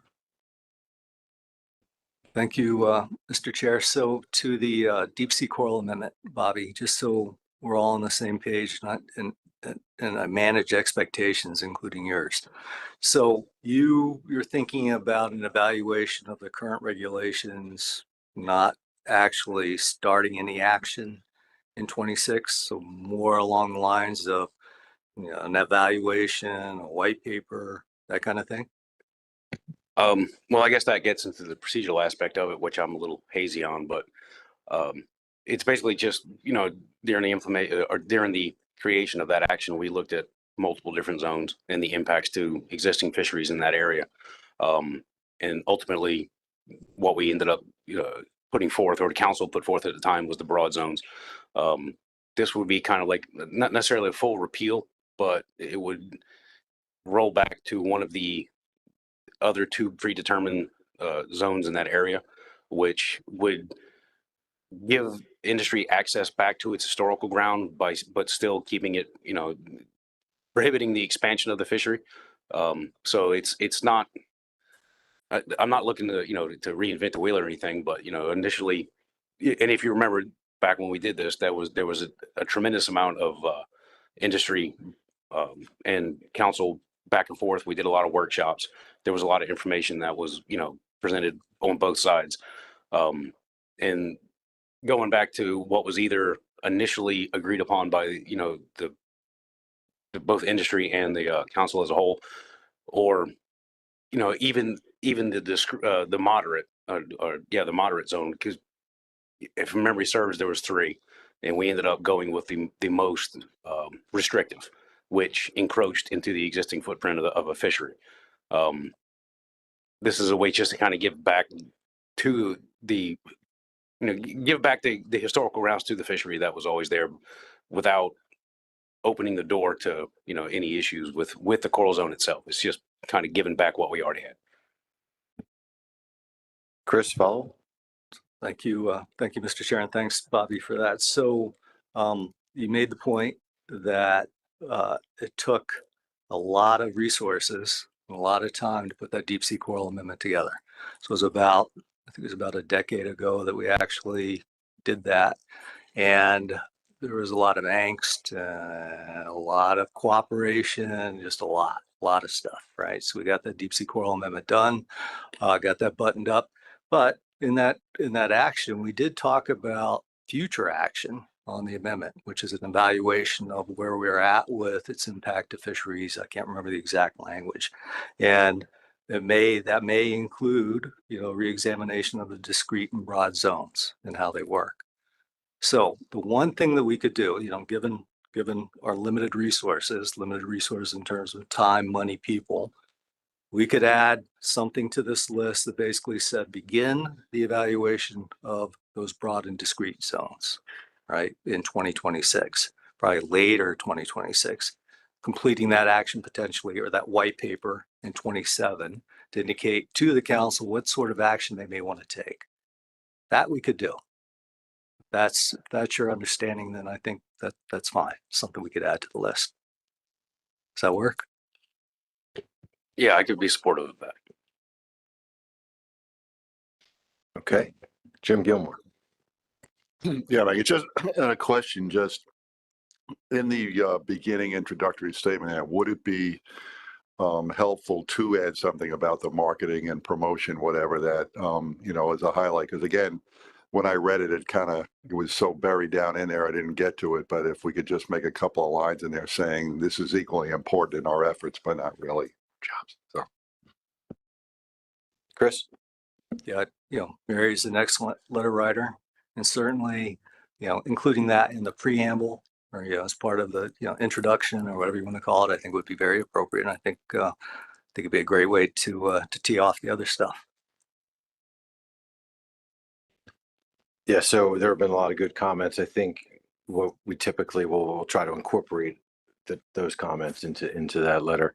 But getting back to the coral issue, to add an action, I want to make sure the rest of the council is okay with adding that action, as Bobby and Chris kind of went back and forth discussing. Is there any objection to folding that language in? All right, seeing none, we'll go ahead and do that. Mike Finney? Yeah, thanks, the chair. Just a question, because the way it was initially presented, category 3, those were the 6 items that the council could do. Are we adding 3.7?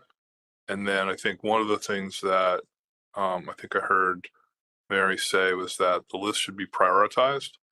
And so I guess the question is, if we're going to add something to the list, where would that fall within the priority list? And are these items 3.1 through 3.6 in the priority list? Or does the council want to consider reprioritizing these when the package goes to the agency? That's a great question, Mike. I'll turn to Chris. Thank you, Mr. Chair. I don't remember the priority emphasis on number 3, Mary. 3.1 through 3.6. Did you say we needed, and why? Why would we have to list those in priority? That's a good question. We are supposed to prioritize, but again, if we're also expected to do all of the things, I'm not sure priority makes that much difference, but these are not, section 3 is not in a suggested order of priority. If the council, it would be helpful to get guidance on how to prioritize these, recognizing that the priority order probably won't have a significant impact on how the council pursues them, but just in order to submit our response, just in order to follow the guidelines that we were given, it would be helpful to have some guidance on priority order. I would say that based on the discussion today, it sounds like the vessel baseline restrictions of that list, the vessel baseline one sounds like a high priority.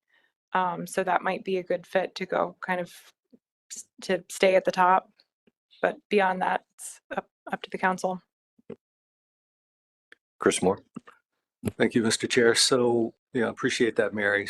The way that I was looking at 3 is basically, these are all the things, once we agree, that we think we can get done or start in 2026, right? Period.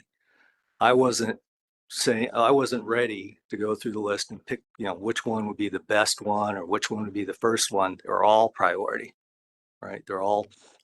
We wouldn't put them on the list unless we thought we were going to get to them in 2026. So I think that's the way that I want to look at them. And I think that's the way that we all should look at them. The other point that you made, Mike, is 3.7 would be the conversation that Bobby and I had relative to the deep sea coral amendment. That would be 3.7.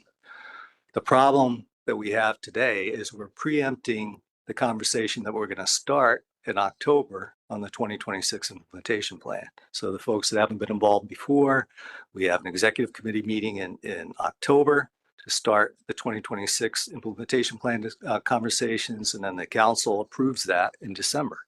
So we're preempting that. So I have a good idea of what we had planned for 2026 based on, you know, the things that we see in number 2. Now we have these things in number 3. And it's likely that when we get to the conversation in October about 2026, that's going to be the implementation plan, plus all the other, you know, the specifications that we usually do. So, yeah, I think in terms of the list, 3.1 through 3.7, that's pretty much, you know, pushing us to the limit of our resources. However, again, I don't want to stop the conversation. If there's something else that someone thinks is really important, then we can put it on the list and maybe drop one of these things. The other thing to remember, some of these things are dependent upon other folks, right? So number 1, that vessel baseline thing isn't picked up by the New England Council. We're not going to pick it up, right? The way that it's drafted now. And some of these also involve some of the initial evaluation that may take us down a path where we don't do anything beyond that. So it's important to keep those things in mind as well. Thanks. Yeah, thanks, Chris, for that. And I think one thing, maybe something that can be considered when putting together the letter is just to manage expectations. We've mentioned that a few times already. Maybe we manage the expectation about when the right people and places will be in line in order to start picking up some of this work. I think once you sit down and think about it, some things could potentially get picked up early on in 26. Other things are going to likely have to wait for resources to be available. So maybe some indication of the expectation of when items on this list will start may be helpful for those that read it. Michelle Duval. Thank you, Mr. Chair. And yeah, I definitely appreciate those comments. And I mean, just one comment on 3.2, which is the multi-year specification action. I mean, in my mind, that's something that could certainly slide. You know, I think just based on the plans for which we already have multi-year specifications that, you know, staff has already detailed, and, you know, thinking about some of the conversations that the SSC had a couple weeks ago about projections and multi-year specifications. I don't know how much fruit that action might, you know, that exercise might bear. The other thing I was going to ask, and this might be a phone a friend moment for Mary, but so, you know, public comment on the Great South Channel habitat management area. And I was wondering if perhaps, I don't know, maybe Jessica or Jose might be able to give just sort of a quick synopsis for folks around the table regarding, you know, like a brief history of that issue and sort of the process that has been laid out, I think, you know, by the New England Council to like re-examine that over time. Thanks. Okay, thanks, Michelle. So let me ask you directly, are you suggesting the removal of the multi-year specification action from this list? No, I'm just saying that as, you know, what you're with respect to your comments and Chris's comments about managing expectations for when some of the items 3.1 through now 3.7 could be addressed. You know, it seems like the multi-year specs could probably slide a bit and is of, you know, potentially a lesser priority. Okay, Chris Moore. So I'll tell everyone this. Of all those things on the list, 3.2 is my least favorite. Not because I don't think it has value, but because we're sort of in this period of time right now where things are very uncertain. So, you know, 3.2 is linked to stock assessments. We are struggling with the 2026 stock assessment schedule, right? And we have no idea what to expect for 27 beyond. So part of me is, you know, I wish Michelle would just say, take it off the list, right? And the other part of me is like, well, we could leave it on there with, again, the expectation that it's just going to be a quick evaluation. So John and I did an evaluation, like what's in the regs right now related to some of these other species that would allow us just to do a framework, right? And then there's something in there that allows us to do framework for most of this stuff. Which ones do we really worry that we need to do multi-year specifications with? I don't know, right? We already got surf clams, cogs, golden tiles, what else? Yeah, so we've already started it, but maybe, maybe we start thinking about it relative to squid mackerel butterfish, or maybe we do fluke, sea bass, scup. I don't know. Anyway, so again, I'm torn, right? It's just something we could take a look at, put a white paper together, see if there's anything that we want to do after 2026.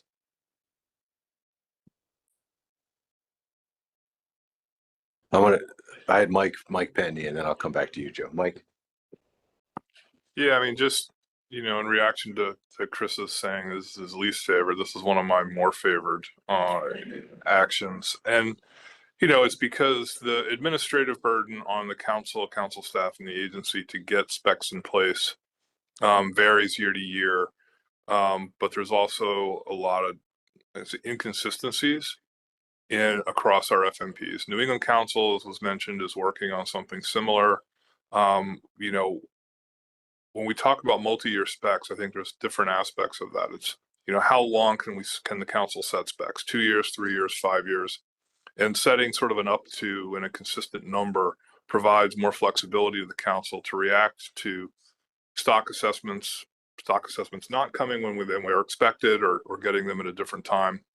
But there's also an issue that people probably recognize, that some specifications that Mid-Atlantic Council has sets, if they aren't set, they roll over. Previous year becomes the new year until the new specs are in place. For other fisheries, there is no quota until the new specs are in place. And for other fisheries, the quota is unlimited until the new quotas are in place.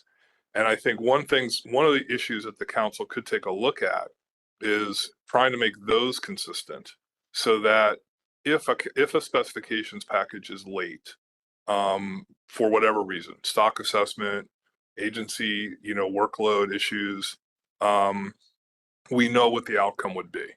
That it would be the same for all of the fisheries involved, and not this sort of, depends on the fishery and uncertainty. So with those thoughts, I would encourage the council to keep this on the list.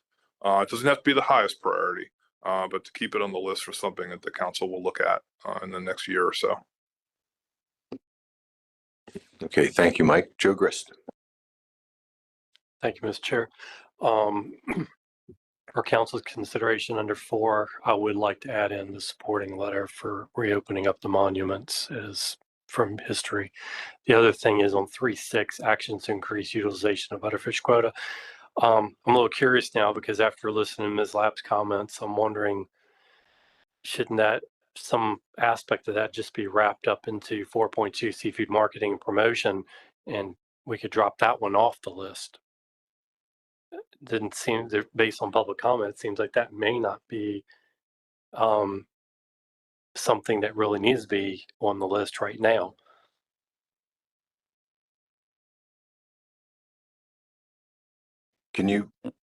I lost you there, Joe. I was looking at numbers and I lost which one. You're suggesting adding the monuments?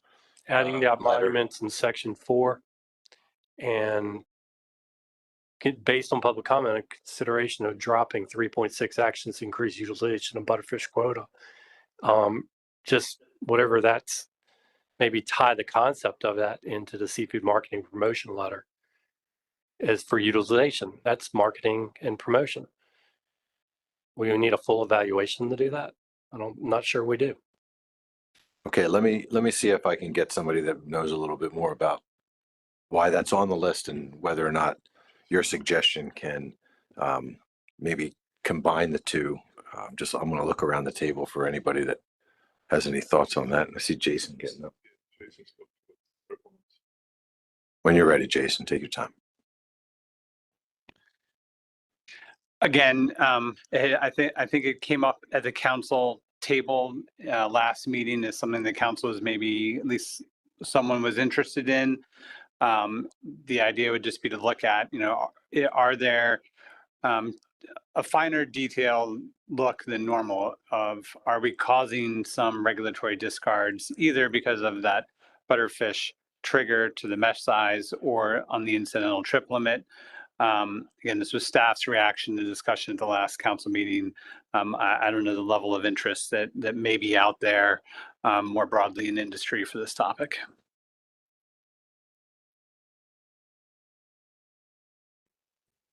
Okay, I don't see any more hands around the table. So there was a suggestion to add another item to section 4. Joe, was a specific letter or just you referenced Megan's public comment? I just want to make sure if this is something staff would develop, or are we forwarding just a message to the service about the monuments? I think it's repeating what we've done before based on what Mary had stated also in her comments, that this should just be a follow-up to something we've done before in the past. So they said it was actually no, I don't want to misquote Mary, but it would be no significant effort to do this. Yeah, so we could add something to the effect of, a recommendation related to the Northeast monuments to that section 4 in our response. And I mean, with section 4, we can either just include it on the spreadsheet as a recommendation, or we can take an additional action such as sending a letter. The council sent a letter regarding that monument in March of 2021, so we could brush that up and resubmit that sort of in conjunction with our executive order response, if the council chooses to do so. Yeah, is there any objection to doing what Mary just suggested? I'm sorry. Okay, seeing none. Okay, so we've added a section. We've added 3.7 to section 3, and we just added 4.6 to section 4. Are there any other additions or deletions from the list based on comments we've received so far? Seeing no additional hands, is there anyone, any council members online?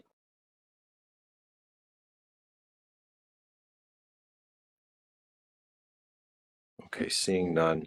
I think Mary.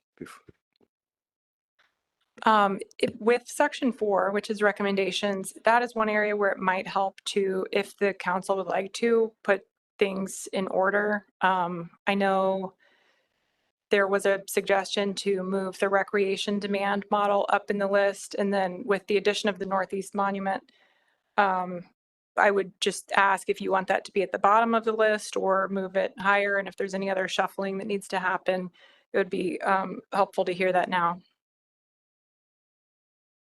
Does anyone have a way to prioritize? Michelle, I'll come back to you. Greg, I'll go to you first, and then Michelle, you're next. Thanks. I think the RDM is something that we should definitely prioritize on this list here coming up, especially with the review and everything and the liberalization of possibly, the sea bass and the fluke for those species especially. So I think that's something that we should try to prioritize for us. Thanks. Okay, thanks, Greg. Michelle? Yeah, I mean, I certainly support prioritizing the recreation demand model. I think my very top would still be the squid export one, just because Mary's been working on it so long. It's clearly, an egregious overreach and misclassification of a species. So I just would put that at the top, and maybe followed by the recreation demand model. Thanks. Yeah, so I was thinking along those same lines. I could suggest keeping 1 where it is and 2 where it is, moving the recreational demand model up to 4.3, and then everything else just shuffles down, and the addition stays at 7. How does that sound? It would just increase the level of priority of the recreational demand model by 1, kind of jumping over the fisheries monitoring and scientific programs section.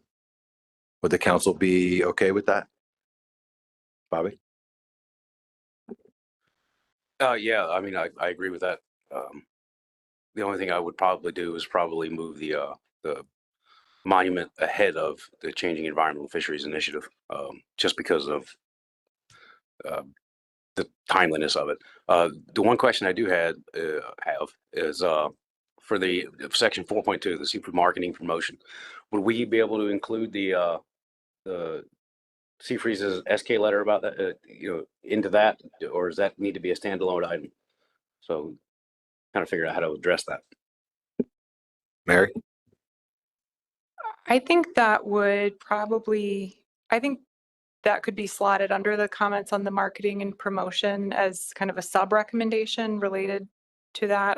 There were a number of specific comments and recommendations today related to that item. So I've been taking notes and I'm going to go back and listen, but I think the SK, and then there were a few other, the comments on USDA. I think those could all be kind of woven together under that. Okay, great. So is there any objection to Bobby's recommendation to moving up the monuments up above the Changing Environment and Fisheries Initiative? So we would have, for the record, clearly for the record, oh, it just jumped on me. We'd have the squid exports as number 1, seafood marketing promotion number 2, recreational demand model 3. Well, you guys can see, I was trying to adjust them in my head. Somebody already did it for me. And the canyons and environment and fisheries. Okay, is everyone comfortable with the way this list reads up on the screen? Okay. Okay. Mary, you had suggested maybe a motion to this. Would that be helpful for you? Somebody makes a motion to put this forward to staff? Yes, that would be helpful. I have a draft motion here on the board, which anyone is free to replace with their own wording, but I'll put this up here as a starting point. Okay, my peripheral vision just saw 2 hands, so I got one over. We'll go to Jim. We'll second with Joe. Go ahead, Jim, if you can read that into the record. Move to approve the draft list of Executive Order 14276 recommendations as modified today for submission to NIMS. Okay, we have a motion made on behalf of Jim Gilmore, second by Joe Grist. Is there any discussion on the motion? Joe Semino. Yeah, thanks. I guess I had a question. Some of this, Mary, as everybody's pointed out, on squid, I think all the work is done. We just keep pushing it forward and maybe pushing it forward to new people. But some of this is input going to be sought on what the RDM letter looks like. Because in my mind, I'm thinking about the importance of timing, because we're setting measures and we're talking measures in December. If state staff have a chance to see stuff prior to that and have their state meetings prior to that, then it's going to move that process along, hopefully quicker than some of the years that we've done this. I know that New Jersey in recent times has set regulations the day before the fluke season opened. It's not fun. It's not a way to do fisheries management. And then I was thinking too of like the monuments. I know there was a recent publication that came out, including council staff, and just the notion that kind of stuff could be added. So just wondering if some of this is going to input is going to be sought from council members, or maybe committee members, depending if it's more appropriate for some of these. Yeah, I'm sorry, Mary. I was going to say, and please correct me if I'm wrong, I don't know that we have the time to do a whole lot additional legwork to get more feedback on all of this. If that's what you're suggesting, Joe. Yep. Yeah, thanks, Mike. No, absolutely not for what goes for the executive order, but if we're actually going to send a letter to the Science Center on the RDM, I meant on that letter, not regarding what we need to do for our response to the EO. Okay, thanks. Okay, any other discussion on the motion? Is there any objection to the motion? Okay, seeing no objection and seeing no hands online, motion carries by consent. Thank you very much for that good discussion. Mary, is there anything else you need from the council right now? I do not need anything else. Can I just follow up briefly on Joe's question? Of course. Okay. Well, I would first say, I mean, I think, Chris will be responsible. I don't think I would be writing all the letters that will come out of this. I assume there will be some distribution of work, but I think it'll kind of be on a case by case basis in terms of how we respond. The follow-up letters, as Mike alluded to, can happen after that September 30th deadline. And so, but I would say if council members have specific thoughts or input they want to provide regarding the content or timing of those, staff would welcome that feedback at any time. Chris Moore. Thank you, Mr. Chair. So to follow up, unless someone tells me differently, I haven't heard anyone say that they want to review the package before we submit it September 30th. So we will proceed along those lines. After we submit the package on September 30th, as Mary indicated, some of those things in 4 are follow-up things, right? So we've written like, I don't know, 20 letters to the Fish and Wildlife Service. 20's an exaggeration. But anyway, we've sent a number of letters to the Fish and Wildlife Service. And by the way, we've actually been asked by the administration about that particular topic. So there's ongoing effort within DOC now to potentially address it, which would be cool, right? To have that thing taken care of.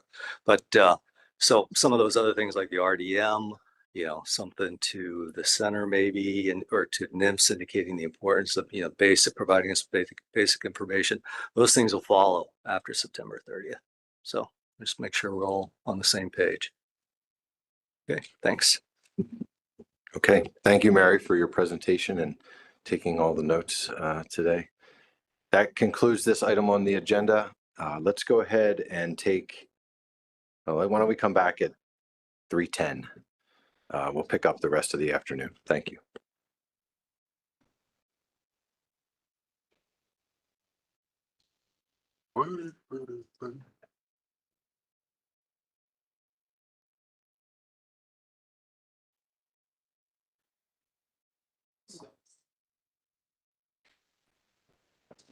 Another exciting day.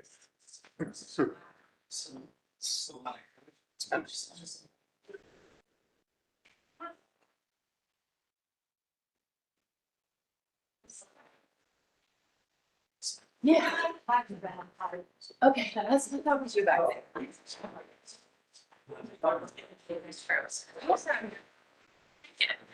This is Jay or. No. Okay.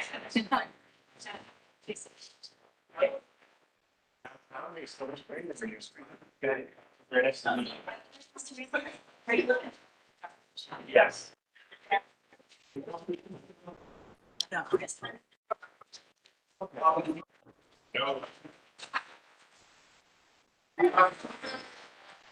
No, yes.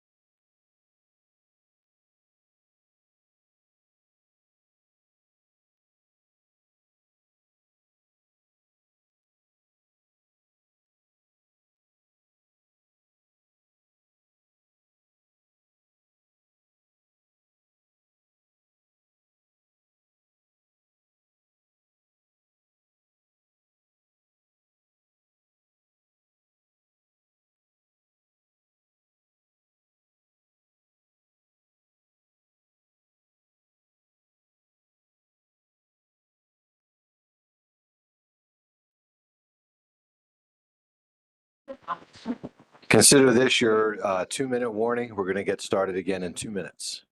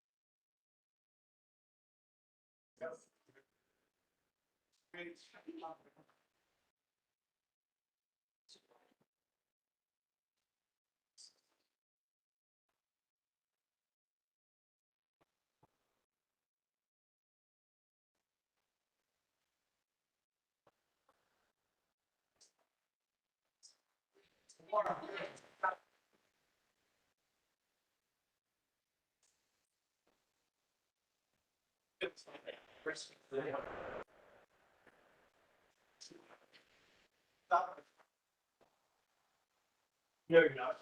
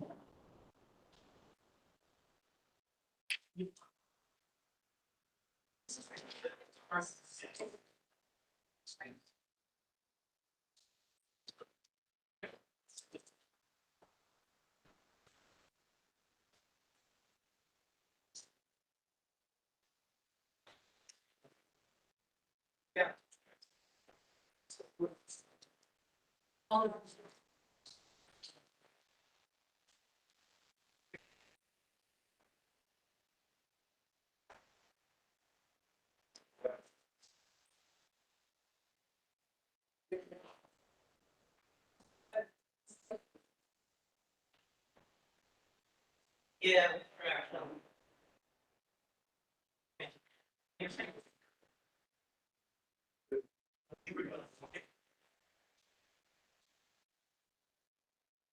Now, some that.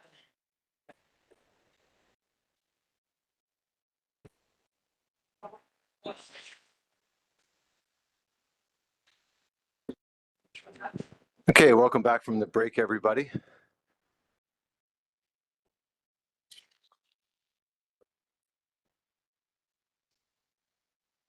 So we have one more item on this afternoon's agenda. Hannah Hart is going to be presenting us information on the South Atlantic Fishery Management Council Blueline Tilefish letter. So Hannah, whenever you are ready to go, I'll turn the mic over to you. Great, thank you, Mr. Chair. So I'll just go to the next slide.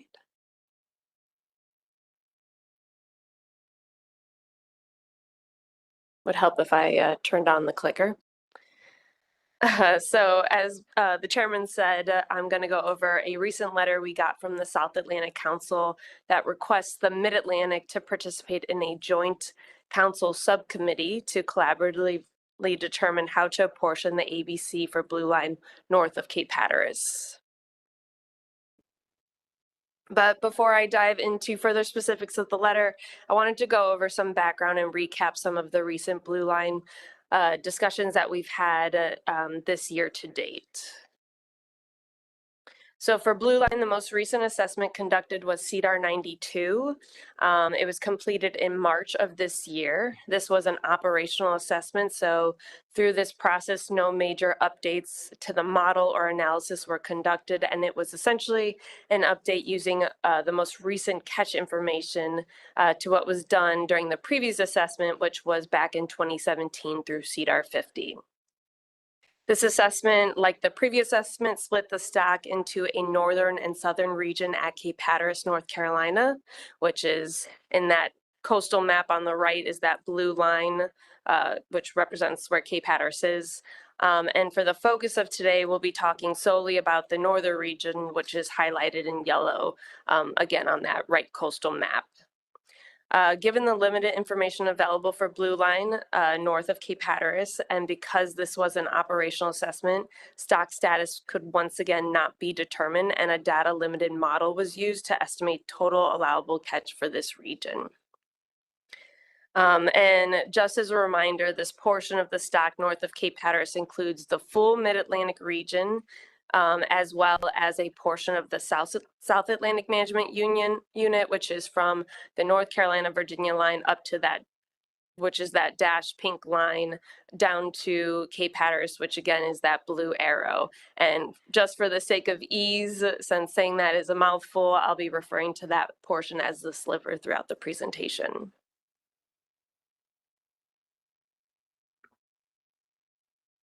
So similar to the previous assessment, following CDAR 92, a joint subgroup of the Mid-Atlantic and South Atlantic SSC was developed and tasked with a number of terms of references that were jointly developed and approved by leadership by both councils.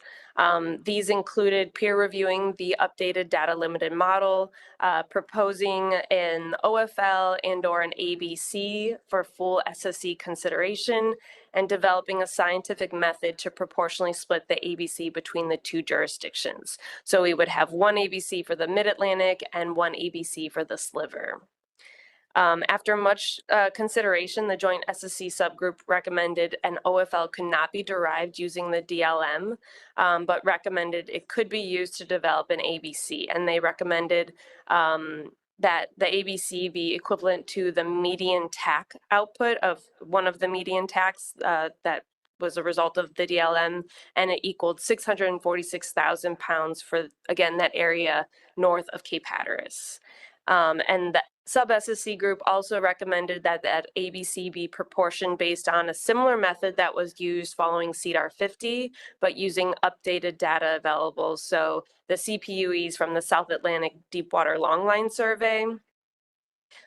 This subgroup of the SSC did discuss alternative approaches to apportion the ABC, such as using landings, but they did not recommend such since it would heavily depend on fishing effort in each area, nor did they recommend using the survey data that was used following CDAR 50, since that at the time the only information available was from a single year pilot survey completed in 2017 that only caught 75 blue line. So they felt that the saddle survey was much more informative and a much better path forward. So based on the subgroup's recommendation, this resulted in apportioning that ABC, again, that 646,000 pounds, with 70% going to the Mid-Atlantic region and 30% to the sliver, which is a deviation from the previous apportionment, which following CDAR 50 was 56% to the mid and 44% to the sliver. So after the subgroups met, both SSCs separately met and discussed these recommendations. At the Mid-Atlantic SSC meeting, the group agreed with the subgroup's recommendations. However, they expressed concern with the high level of uncertainty associated with the DLM, as well as how sustainable this recent level of increasing catch is in the long term. They also highlighted that the saddle survey is really the only indicator available for future stock health, and therefore they only recommended an ABC for a single year. The South Atlantic SSC met shortly after and similarly agreed with the subgroup's recommendation. However, much of their discussion was around the data and method used to apportion the stock between the two jurisdictions. Although they agreed with the method and highlighted that the 2-year saddle survey data was an improvement compared to the use of a single-year pilot study, they acknowledged that the new 70-30 split is quite the deviation from what it was previously. And since the Mid-Atlantic SSC only recommended an ABC for 2026, they recommended we revisit the apportion discussion again next year jointly and look at an additional year's worth of saddle data and see if any changes need to be made. So after the SSC met, we met in June in Virginia to set specifications for Blueline, and based on the recommendations from the Mid-Atlantic SSC, the council passed the specifications outlined on this slide for just a single year. And at that meeting, there were also no recommended changes to commercial or recreational measures. And part of the rationale for not changing measures was due to some of the concerns initially raised by our Mid-Atlantic SSC. So concerns about the sustainability of this increasing catch and things like that. So shortly after our June council meeting, the South Atlantic met to discuss Blueline, but instead of adopting a new ABC or initiating their process to do so for not only the sliver, but the remainder of the region south of Cape Hatteras, they expressed much concern with the basis of the proportional split or allocation, if you will, and they agreed to write a letter to our council raising such concerns. During their meeting and in the letter, they noted that such decision should not have been made by a technical group without council involvement. And during the meeting, some council members noted that the use of the saddle data to apportion the stock between the two jurisdictions was not appropriate. Some of those council members highlighted that the saddle survey could not be used or incorporated in the stock assessment itself. So since it couldn't be incorporated, why should it be used to inform the apportionment? And instead of adopting new catch and landing limits, they proposed creating a joint council subcommittee to discuss how to divide the ABC between the two areas. And they recommend that such decision should consider social and economic impacts to fishermen.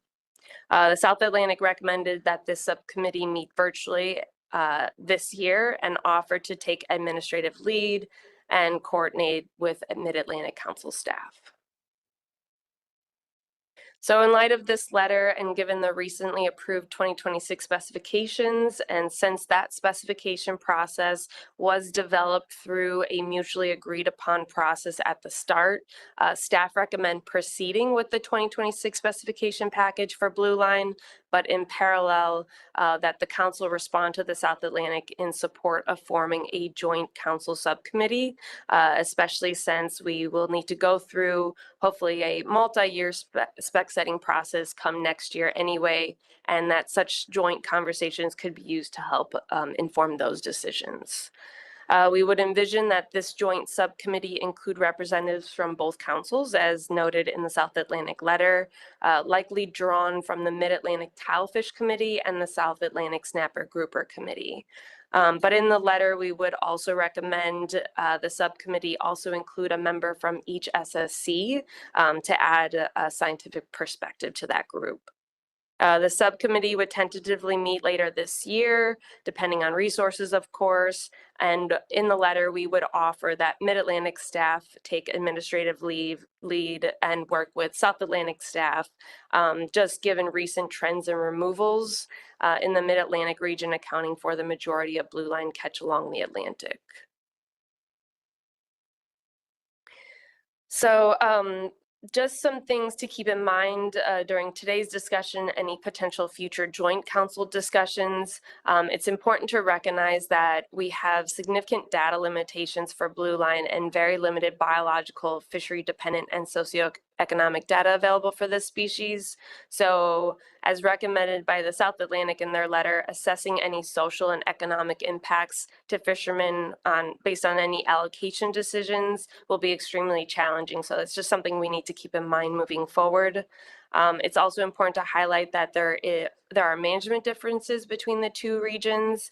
The Mid-Atlantic Blueline Tilefish fishery has been managed under strict catch and landing limits since 2015, when Blueline was originally added to the Tilefish FMP, and the Mid-Atlantic commercial sector in particular has been constrained to a small 27,000 pound ACL, or even lower in some years. And this sector has been subject to pound for pound paybacks when the ACL has been exceeded, which has included the past 2 consecutive years. Finally, for Blueline, a genetic study does suggest a single biological population extending from the West Florida shelf through the Atlantic.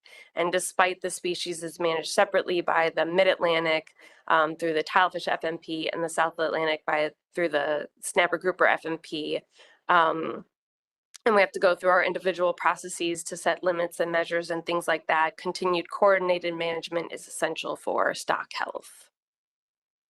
So pretty quick presentation for today, and the goals or objectives is really just staff is looking for council guidance on next steps and how you guys would like to proceed. And with that, that concludes the presentation. Thank you, Mr. Chair. All right, thanks, Hannah. Appreciate that. Maybe if you can go back to the slide that kind of summarizes everything, we'll leave that up on the screen regarding a staff recommendation. So Hannah presented the information, and I'm looking to members of the council for any questions or feedback. Whether you support staff recommendation, don't support it, have a different alternative path that you'd like to take. Michelle Duvall. Thank you, Mr. Chair, and thanks for the overview, Hannah. It's a long and storied history on Blueline Tilefish for sure.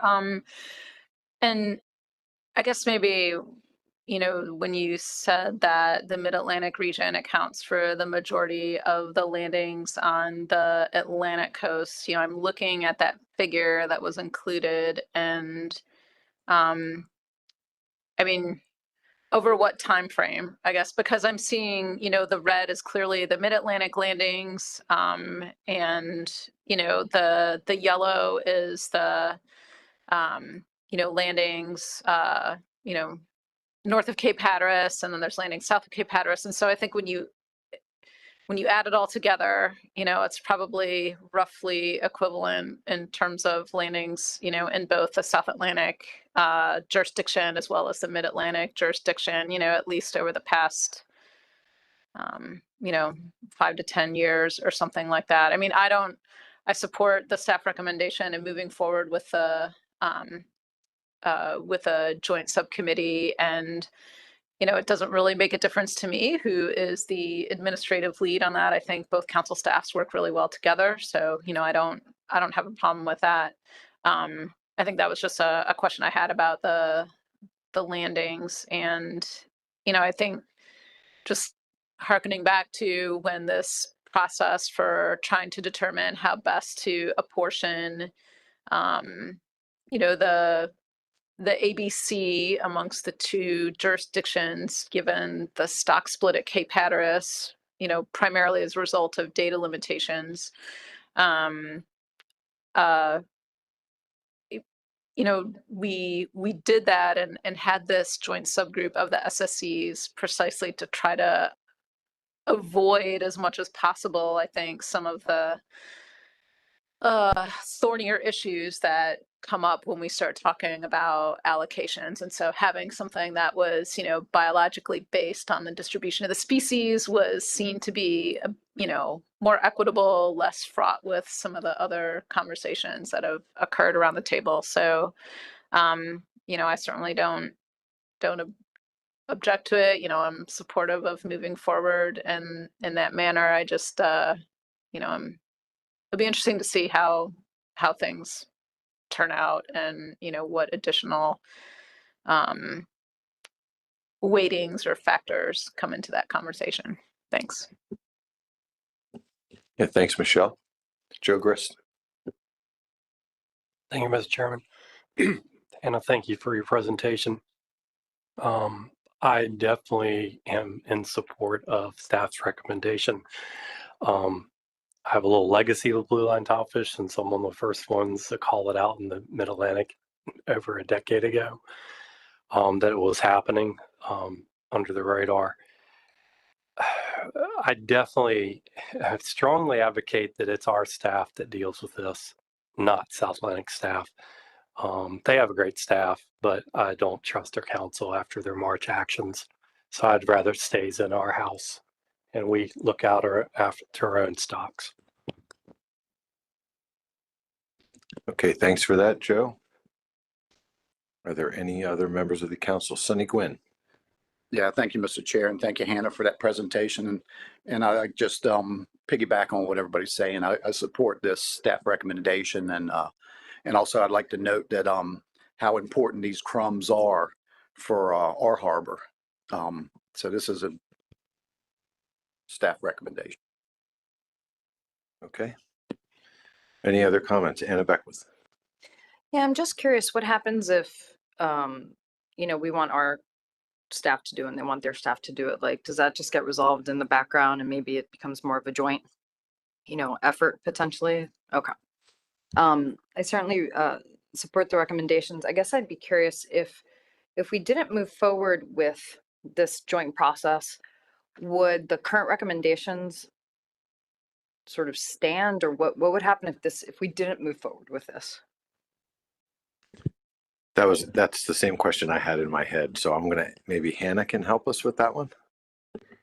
Yeah, so just for clarification, if we didn't move forward with writing a letter agreeing to a subcommittee, so the terms of reference for the sub SSC was agreed upon. It was mutually our executive committee and their executive committee or leadership agreed upon it. And in there, part of the task was coming up with a scientific method to apportion that stock, because I agree with Michelle.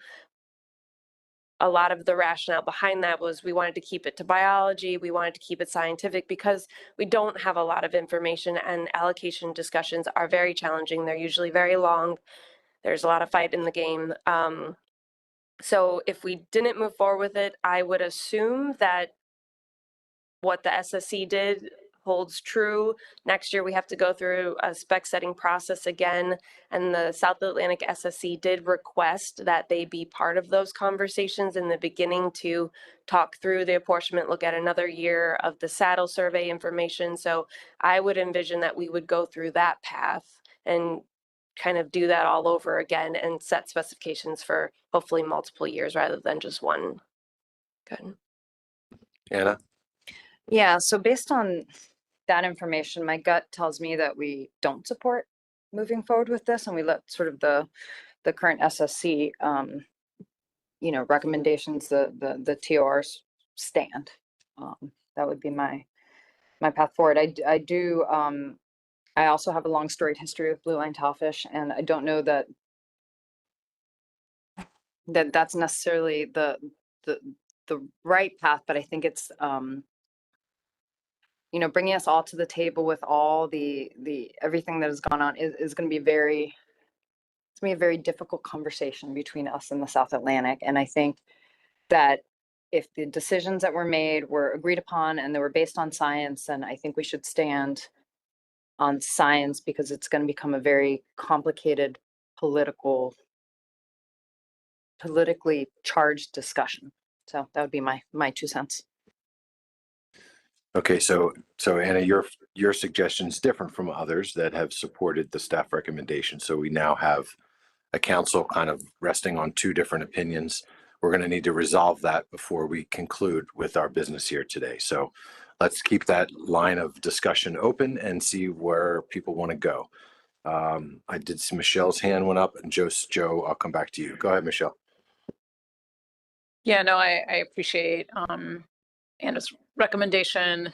I think in light of conversations that have occurred and are hopefully still ongoing at the climate coordination group with respect to, broader issues related to governments and committee structure and things like that. I mean, I think this situation is exactly why it's really important that all of the councils, along the East Coast are, engaged in productive dialogue with respect to populating committees, cross-pollination of committees with council members from adjacent councils, because I think it helps to, it helps us in making progress on issues like this.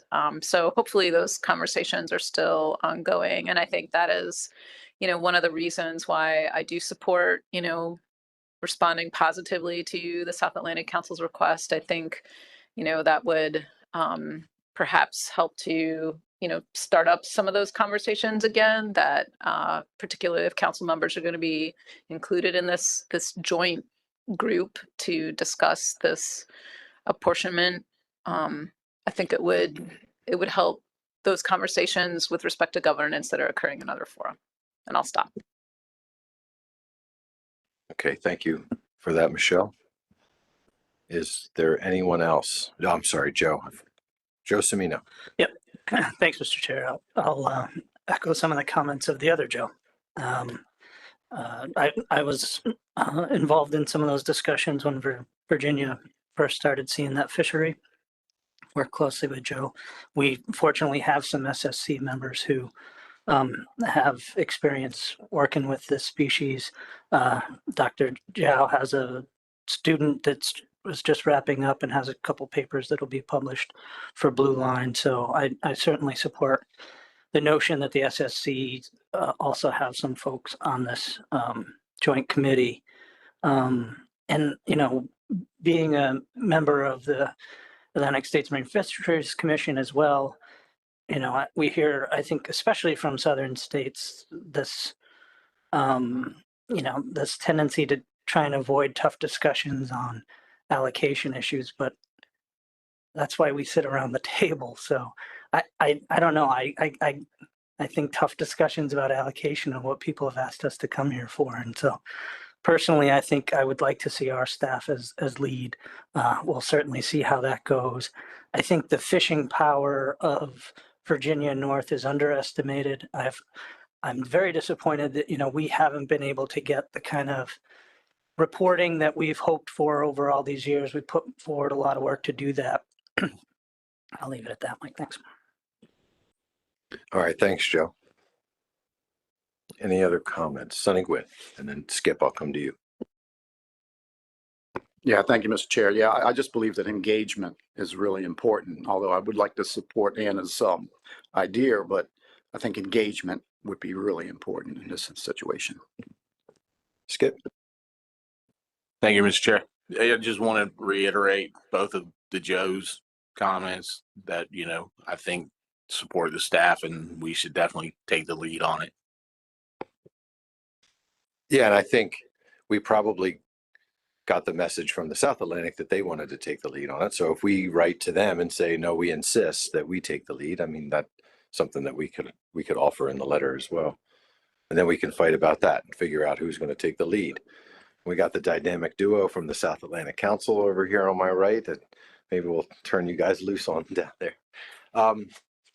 Okay, any other? So I'm sitting here hearing mostly that we'd like to support the staff recommendation, but there was one comment objecting.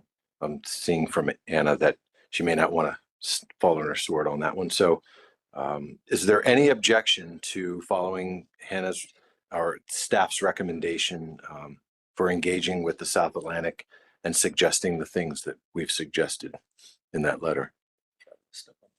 If you can put the list back up, Hannah, maybe we can all just look at it one last time. Any concerns? Seeing none. Okay. Without a motion, we'll take your staff recommendation, Hannah, as approved by the council at this point, and we'll look forward to hearing updates and following back up on what we do next as a group. And Chris, I don't know if you have thoughts about when people would be selected to be part of a subgroup, or are we going to wait?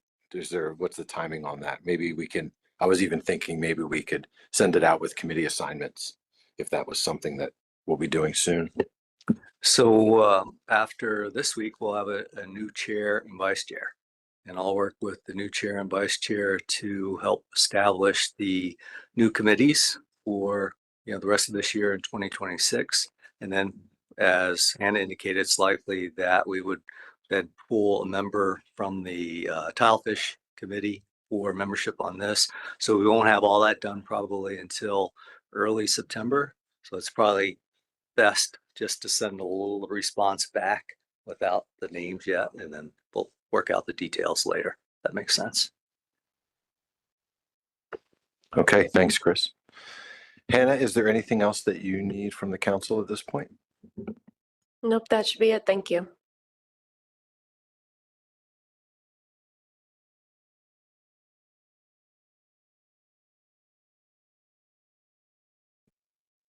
Chris? So it looks like we're done for the day.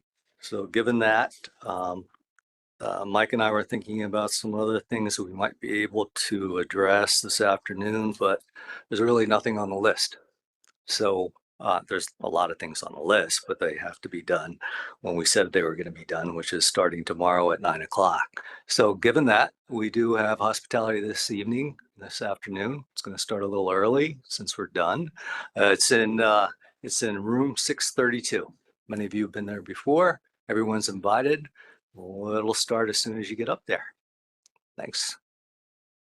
All right, thank you, Chris. Before we break, I'll just ask on the previous discussion that we had, if there's anyone from the public that would like to offer any thought on that. And so now turning to Scott Lennox, he was a council member with the asterisks this week. Scott, please let us provide your comment. Yeah, thank you very much, Mr. Chairman. Scott Lennox, Fish NOC, recreational fisherman, Ocean City, Maryland. I just want to make a comment. I can see where you guys went with that. I just wanted to have you remember, keep in mind, the South Atlantic Council just removed Mid-Atlantic Council members from committees recently. So make sure you keep this one tight to the vest. That's all. Thank you. Okay, thank you for that, Scott. Any other comments? Seeing none, the meeting's in recess for the day. We'll see you all first 9 o'clock tomorrow morning. We're at hospitality. Thank you.